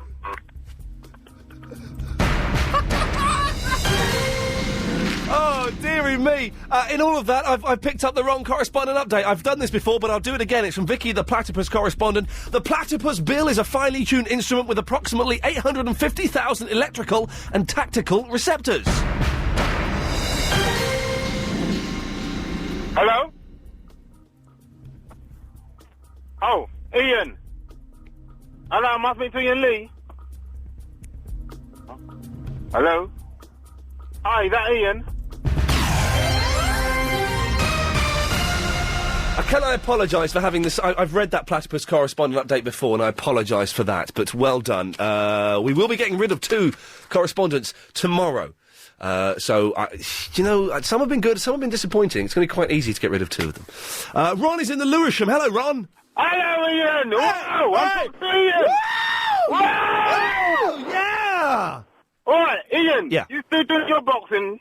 You still your boxercise? I do boxercise. It's not boxing, it's not exercise, it's boxercise. Oh, right, because I remember a few months ago you were saying that you used to spar with a young man. A young lad called Luke, yes. Yeah, well, I was wondering if you'd like to do some session with me, some sparring or some boxercise with me. No, thank you. No, thank you. No, I'm fine, thank you. Oh, why not, Ian? Why would I want to? Well, why wouldn't you want to? Why wouldn't you want to? Why? I ask you again. Why would I want to? Because I'm offering you to spar with me on for free. Are you a qualified boxing instructor? I can be. Or I'm a semi-professional. Or are you just a bloke? I'm not just a bloke. Give me your CV, Ron. Come on, let me hear the facts. Give me your CV. All right, then. I've done 10 years of Thai kickboxing. I've done 5 years of... Psychic boxing? Psychic boxing? Yeah, psychic boxing. OK, you've done 10 years of psychic boxing. Wow. Yeah, and I've done 8 years of boxing, 8 to 5 years of boxing. 8 to 5 years. I'm a professional boxer. Right. So I'd like to offer you, the opportunity to do some boxercise with me and some sparring, if you like. Yes. Get you fit. Yes. I'm not saying you're not fit. I am. I'm unfit. I'm not going to deny it. I'm very. Yeah. I took a week off the other week because I was poorly. Man alive! You go back after a week, it hurts. Yeah, I know. It does hurt when you. My technique, Ron. My technique isn't very good. Okay, if I'm leading with my left leg, I can't do the leading arm hook punch. I can't do it because you've got to pivot on your left foot, haven't you? Yeah, you've got to pivot and you've got to come round. I can't do it. Well. If you're flat-footed, it's going to be difficult for you to pivot. I don't think I'm flat-footed. I mean, No. If you put your foot on the ground, you've got to have your foot bent. Talk me through it, because I'm struggling with it. So I'm leading with my left leg. Your foot has got to be about a 45 angle. So to be able to swivel. Okay. To be able to turn your body to get that hook punch. It's not straight in front of me. I'm swivelling on it at an angle. You're swivelling at an angle. Okay. So then I would say then you need to work on your stomach, yeah, to be able to turn your body. Oh man, All work on right, my because stomach. everything comes from the middle. Yeah. To be able to turn. Okay. That's where you can get the power from your punches. Okay, so the power's from the twist, isn't it? It doesn't. The Yeah, power from doesn't the come twist. from the That's why I arms. said you got to work on your stomach. Tell me, middle. Tell me what I should need to do to work on my middle. Well, to Or be my able to- stomach. you need to be able to twist your body. Yeah, I know. To get that hook punch, the power in the hook punch. Yeah. And you need to be able to put your foot properly. That's why I said your foot needs to be about an angle of 45 degrees Yeah. to be able to pivot. Yeah. If it's flat on the ground, then you're not going to be able to do that. Ron, very quickly, ever knocked a man out? A few on well, a number of occasions. Yes, I'm not proud of it, but yes, I have. Wow, his voice really dipped then, didn't it? Wireless show. Oh dear, don't forget after 6, take your call straight to air with Triple M, which we're playing all day tomorrow. All day tomorrow is Triple M. We're also going to play, I think, the 2 Agent Chris one word on the street things tomorrow that we did. Or Chris did this week. Jan is on the motorway 3. Hello. Hello, Jan. Hi. Hi there. I can help you with the problem with the sirens at the lights, probably. Okay, there's a problem, is there now? Well, no, your listener didn't think it was right, and you didn't think it was right. I didn't think it happened. Well, I think it perhaps does happen because sometimes when you're driving a police car, you go along and you don't need the siren on, but if you're going to go through a red light, it's a really good idea to have the siren on so everyone knows you're coming. But then what happens is when they get... But she was implying that once they'd got through the traffic lights, they turned off their flashing light and their siren. Yes, well, they can still go quite fast and in a hurry, but without such immediate danger because you're not crossing a red light. No. They'd still have to have the blue light on, even if they didn't have the... They'd have to have one or the other. What? Why are you laughing? You'd have to have one or the other on. But she wasn't saying about blue light. She was just saying about the siren. Though she was saying that they stopped travelling at such speed and took both off, didn't she? Well, maybe she did. I thought she just said that they turned the siren off.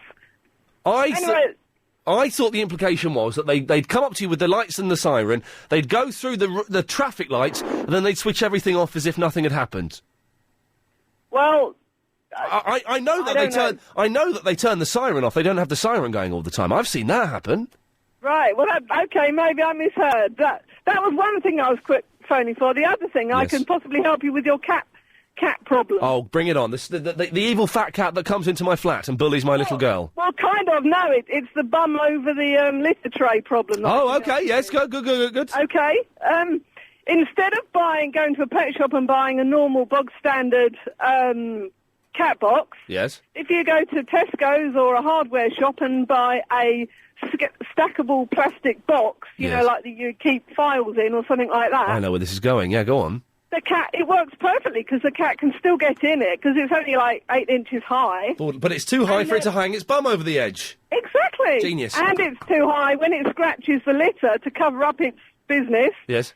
Then it doesn't fly all over the room as well. Jan, that's borderline. That is borderline genius. Thank you very much for that. 08709090973. James is in the town that I was born and raised in. It's Slough. Hi, Ian. Hey, James, how is Slough going? It's okay. I bumped into your mum the other day. And is she all right? I think she is. She wants you to phone her. Okay, I will give her a call straight after this show. Thank you for telling me that, James. Good boy. Anything else? Yeah, I just wanted to say, obviously, about the sirens. It always happens.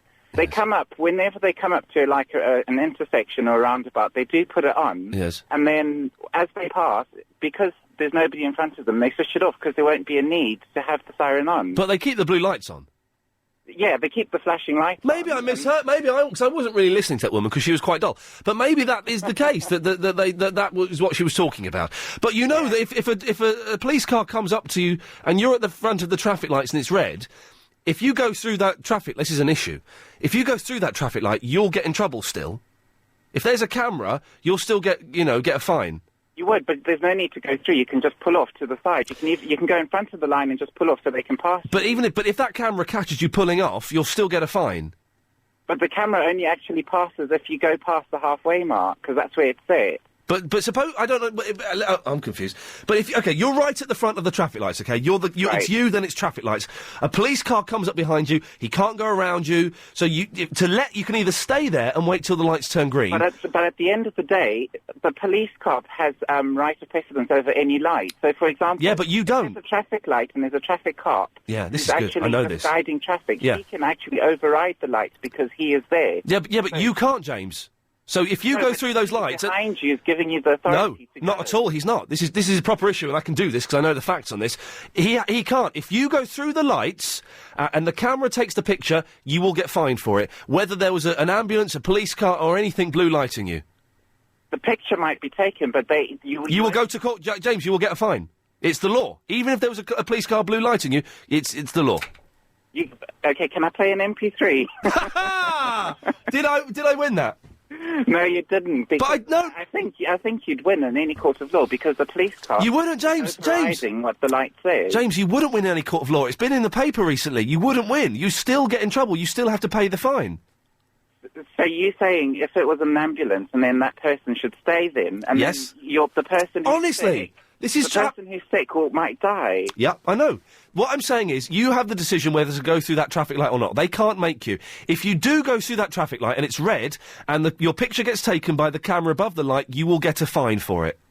But at the end of the day, I think my argument is you don't have to go through. Your argument does say that, but if you do go through and you get a picture taken, you get fined for it. That's basically, at the end of the day, that's the law.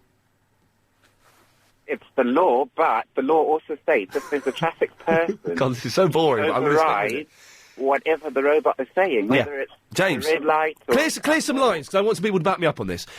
James, it's true, he can override it, but you can't. If you go through it, you get fined. I promise you this is true. You may get fined, but you fight it later. No, you can't fight it. Line 2, you're on the air. Line 2, do you agree with me? Hello? Hello, you're on the air. Do you agree with me? Sorry, what are we talking about? No, OK, he doesn't agree with me. Put another one on, because this is true. Line 4, you're on the air. Do you agree with me? I do, yeah. It's true, you'll get fined, won't you? And you can't fight it. You will. I saw Here we go, a cab come on. driver. Yep. There was Camilla Parker Bowles behind this cab driver with the police outrider. Yep. Screaming at the cab driver. Yep. Telling him to go through the red light, and the cab driver just said, no, I'm not moving. Until that light changes, I'm not moving. Because he will get fined. He would, and he couldn't do nothing about it. All he could do was scream and shout at him. James, do you believe me now? But you see, the cop was telling him to go, so the cops even think that it's okay. Yes. Of course he does. James, well, stay there. We'll have more after this. Have you ever glanced at your watch and had to look again? I'm arguing with James. I'm saying if you're at some traffic lights and they're red and a police car, ambulance, a fire engine comes up behind you, if you go through those lights and get photographed doing that, you will get fined. James, you don't believe me, do you? No, not one bit. Let's ask Batman. Batman, do you agree with me? Yeah. Tell him the story, Batman.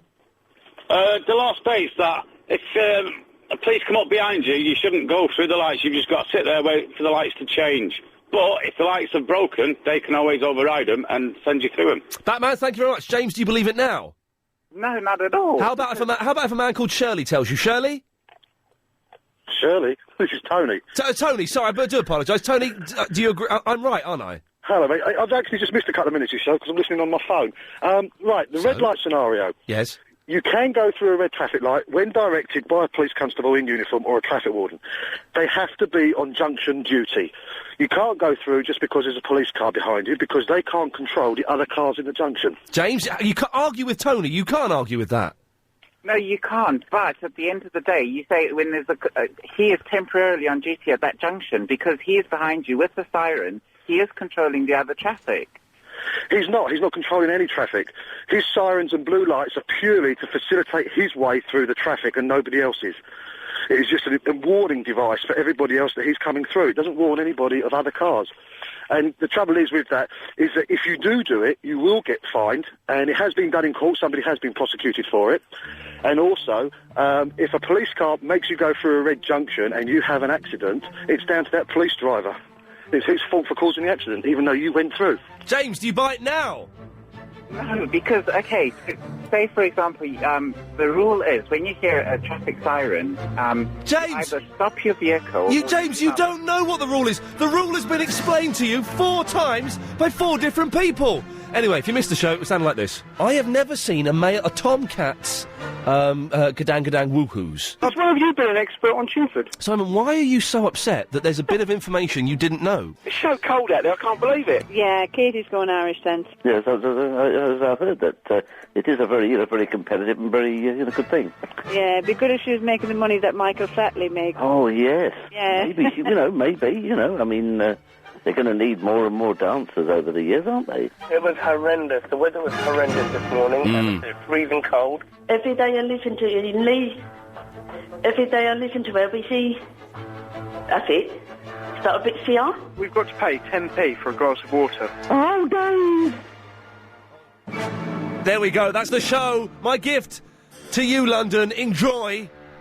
And I think we've sorted the case out about the traffic lights. I am right, as I always am. OK, last half hour of the show coming up now. Agent Chris is staying behind, but he's still refusing to work. He's put his feet up on the desk out there. He's chomping on an imaginary sandwich. He's looking like the cock of the walk.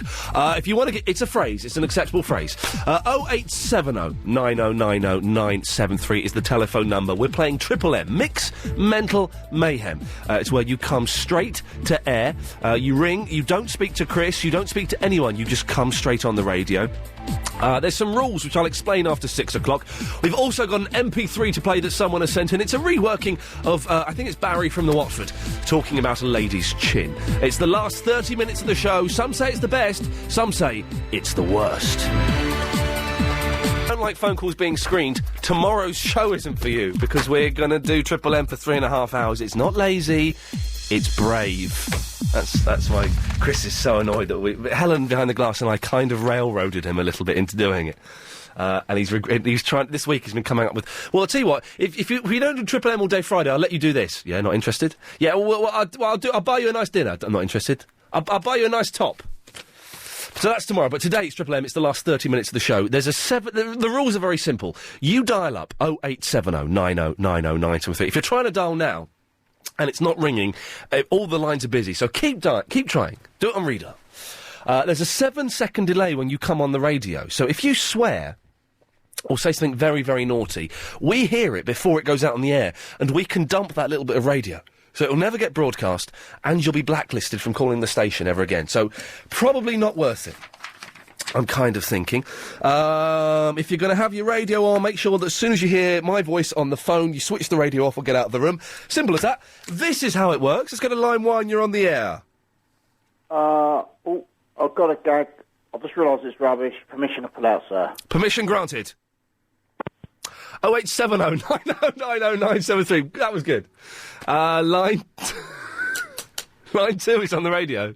Hello, Ian. Hello. What a brilliant show. Thank you. It's been all right today, hasn't it? I don't normally say that, but I'm really pleased with today's show. You finished so strongly with that James character. Yes, it was good work, wasn't it? That was brilliant work. Well done. Thank you. I've noticed that your show really, really thrives on poor saps. On what? Horse sacks? Poor saps. Poor saps? Just dullards that you manage to sort of... That's what brings the best out of your show. So, poor saps and dullards brings the best out of the show. Well, thank you. Absolutely. Anything else? Do you mind if I could volunteer to be a poor sap or a dullard at any time? You could be rotten to me in there. Well, what do you want me to do? How do you... Did you want to be a dullard? Well, maybe you could just start up by just cutting me off, just rudely. OK, fine. 0870 9090 973. Thank you for volunteering for that. Line number 4 is on the radio. Hello, line 4. Woohoo! Woohoo! Woohoo! Woohoo!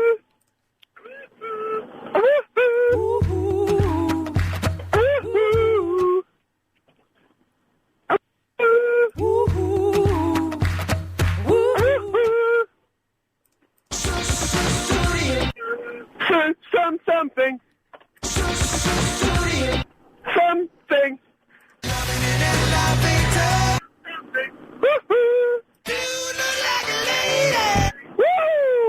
Thank you very much. It was like having a 6-month-old baby, wasn't it? Line 2 is on the radio. Hello, line 2. No, they bottled it. Never mind. Some people do bottle it. That's fair enough. Line... Oh, there's a lot of people with triangles by their names. That's terrifying. Line 6 is on the radio. Oh, there's a lot of people... Hello, that's you. Hello?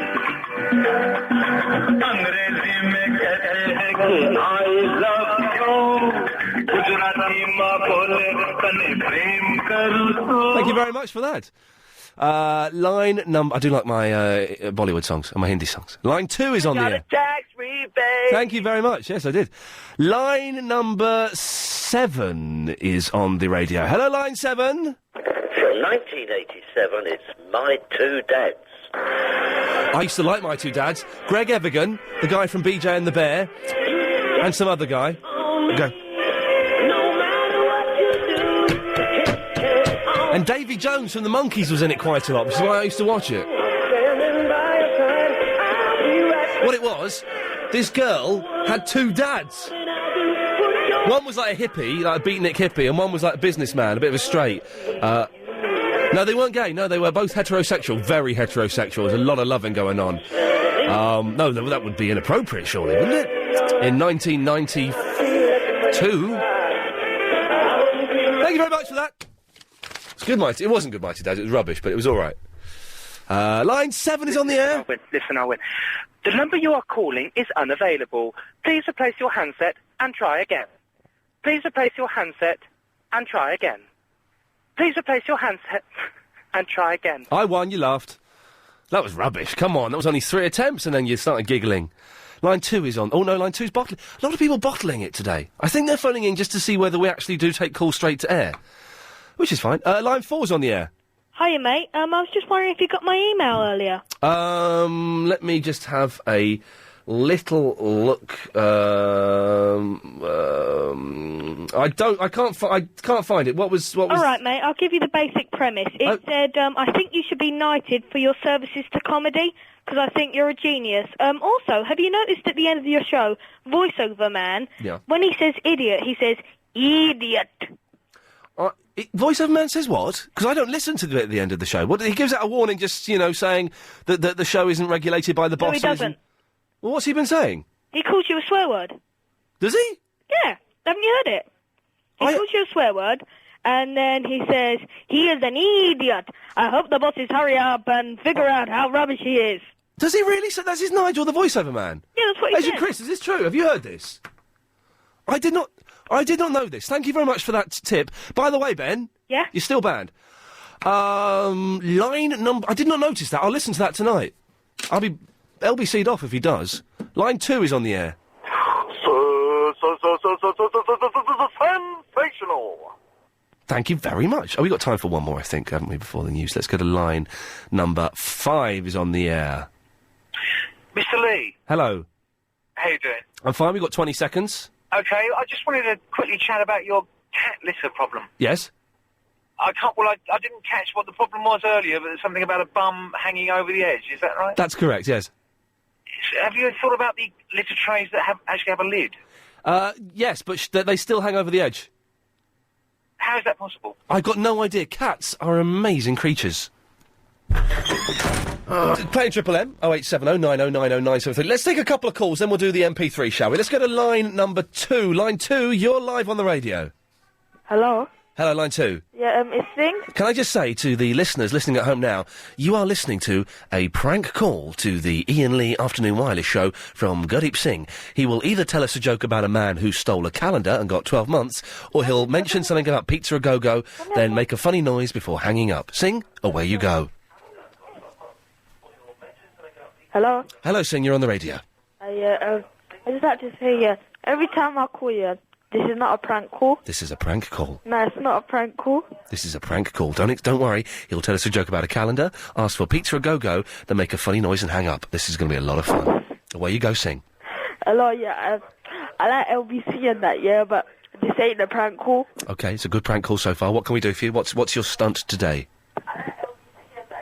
Okay. LBC, 3 to 6:30. Iain Lee Wireless Show. He got 12 months. Okay, can I tell you a joke? Please do. This is a prank call. What happened to the man who stole the calendar? He got 12 months. Correct. Laugh, please. Make your funny noise and hang up. Hold on. Wait, before that, Wall, can you, do you know who Lynn is? Lynn from Green Street? I have no idea. Make your funny noise and hang up. Okay. Thank you. Should we take line 4 very quickly, then play the MP3? Line 4, you're on the radio. Hello, line 4. Hello, Ian. Hey, how's it going? Not that great, but that I can't say that on the radio. But Ian, I was phoning in. You know about that guy. You know the voiceover guy. Yes, Nigel. Yeah, you know at the end, I think before he used to say whatever Ian says, don't take it with a pinch of salt. Yeah. Slightly light-hearted. He changed it. Slightly little light-hearted thing that we played. No, he changed it. Do you know what he's saying now? I don't know. I've not heard it because I kind of have to pack up while that's playing. I try to tell you what he says. He says kind of a word, and then it's like a swear word, and he says, "Oh, bosses, please listen. If you're listening to this show, please tell me how he's not got a sack yet." He says that? The voiceover guy says that? He does. You listened to it today. Okay. And that's what he says. And before I go, Larry and Barry... Yes? They're the same person. They're definitely not. They are, because it says Larry from the Catford and Barry from the Watford. But the thing is, Barry sounds different to Larry, and Barry's funny. They sound the same. No, I'm sure they're not. But thank you for pointing out. Well, I'm going to listen to the end of that show, the end of the show, and see what actually happens. Because if that is going on, I can sue Nigel for that. Because that is out of order. Anyway, listen, we've been asking you to send in your MP3s and bits and pieces. Steve from the caterer, speaking of Barry, has emailed in. Ian, it's me again. I've got too much time, so I chose to fill it by making this dance tune using quotes from Barry from Watford. It's 46 seconds long. I hope you like it. It has no swearing. It's mostly about Margaret's chin. She's got quite a big chin. She's got quite a big chin. She said, and she said yes. She's got quite a big chin. She's got quite a big chin. She said, and she said yes. I don't care about a chin or nothing. I don't care about a chin or nothing. I don't care about a chin or nothing. I don't care about a chin or nothing. Now I'm keeping it. She's got quite a big chin. She's got quite a big chin. She said, and she said yes. She's got quite a big chin. She's got quite a big chin. She said, and she said yes. As that'll do, wouldn't it? Good stuff. If you want to send in an MP3, you can email them, Iain, iain @lbc.co.uk, or you can put them on a CD and send them to the address here, which is on the website somewhere, probably. Back to Triple M, Mixed Mental Mayhem, taking your call straight to air. Line 1 is on the radio.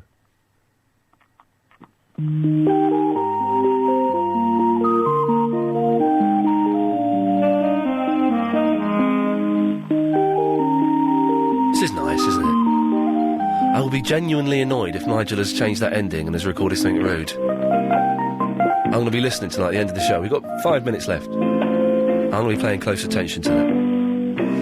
Don't forget, coming up later on, 8 o'clock, Clive Bull. Excellent stuff, of course, as always. 7 o'clock, the big quiz, Gary King. Oh, who's going to win £100,000? Is it going to be Kerry? We don't know. And after this show, 6:30, it's the night news with Emily Littlemore.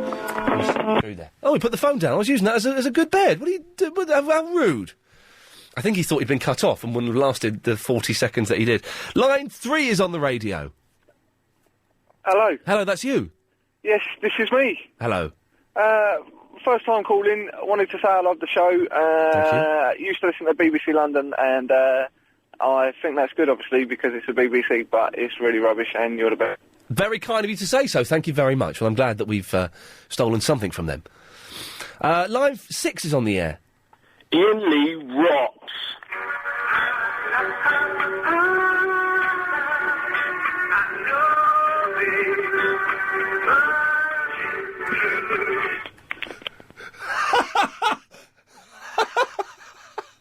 Now, I don't know why that's funny, but that was really funny. Thank you for that. We're going to have a whole 3.5 hours of calls like this tomorrow, hopefully. Line 7's on the air. Hello, Ian. Hello, yes. Hello. Oh, I was going to talk to you about Lost. I spoke to you last time about it a little while ago. Okay, yeah, what, Series 2? Yeah. Yeah, you can't mention any of the characters or anything that's happened in Series 2. Oh, no, that's not fair. It's so good. I'm watching it on TV. I've got, like, a rip of it, and it's so cool. Okay. Have you seen it? Yeah, but my cousin Don Lode sent it to me from the States, but we're not allowed to mention any characters or anything that happens, because I know a lot of people will be upset by that. Oh, God, it'd be so much fun, though. No, we can't. Can I just say one thing to you? Go on. Oh, brother! 0870 9090 973. It's a joke for about 60 people. Line 5 is on the air. Iain Lee, jana nahi, tu jana nahi, mujhe chhod ke, haan. Mujhe chhod ke. Iain Lee, jana nahi, jana nahi, mujhe chhod ke, mujhe chhod ke. Thank you very much. It's Pardesi Pardesi, which is a brilliant Hindi song. With the words changed. Line 4 is on the radio. Yeah, that's not the real Nelson, though, is it? Where should we go to? Line number 6 is on the air. I aim to own at least 1 million properties within 5 years, and I aim to do this because... It's not, that was the other one. But, thank you. Would be nice, wouldn't it? Line 2 is on the radio. Susie, sitting in the shoe shine shop. All day long she sits and shines, all day long she shines. Yeah, okay, we get... Well done, very brave. But we're not that brave, I'm afraid. Line number... We've got a minute and a half left. Line 2 is on the radio. Oh, Ian? Hello. Ian, I've got another very interesting fact for you today. Oh, okay, yes. Hello, Joe. Mum, get off the phone, go away. You want to? Mum, get off the phone. Yes, I do, go away. Go away, come on. Go on. Oh, sorry about that. I've got another interesting fact for you. Oh, you did give us the fact about trees being made of wood. The sky is not blue, it's yellow, and we're all just colourblind. Oh, and Ian? Yes? You'll love a bit of pie, don't you? I do like a bit of pie. I like that call a lot. I like that. I like the fact that Mum kept picking up the phone. Line 2 is on the radio. Hello. Hello. How you doing? Yeah, all right. What can I do for you? Wasn't Steve Guttenberg in My Two Dads? Steve Guttenberg? No, he was in 3 Men and a Baby. No, he was definitely My Two Dads. No, he wasn't. He was? He was 3 Men and a Baby. No, it was My Two Dads. No, you think Greg Evergan was in My Two Dads? Oh, yeah. Yeah, thank you. I know My Two Dads.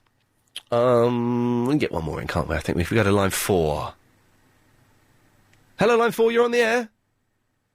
No, you're not too slow. I really want to get one more call in if we can. We've got 20 seconds. Line 6, fill the 20 seconds. Hello. Hello. Get one more call in if we can. Oh, hello. Hello. Hello, you're on the air. Oh, okay. Ian Lee, you're really great, and we love to listen to your show. You're the best, and I just wanted to say, remember that National Day that you did? It was good. It was a good day, wasn't it? This show is completely... If Ian Lee in any way approaches being funny, he doesn't mean it.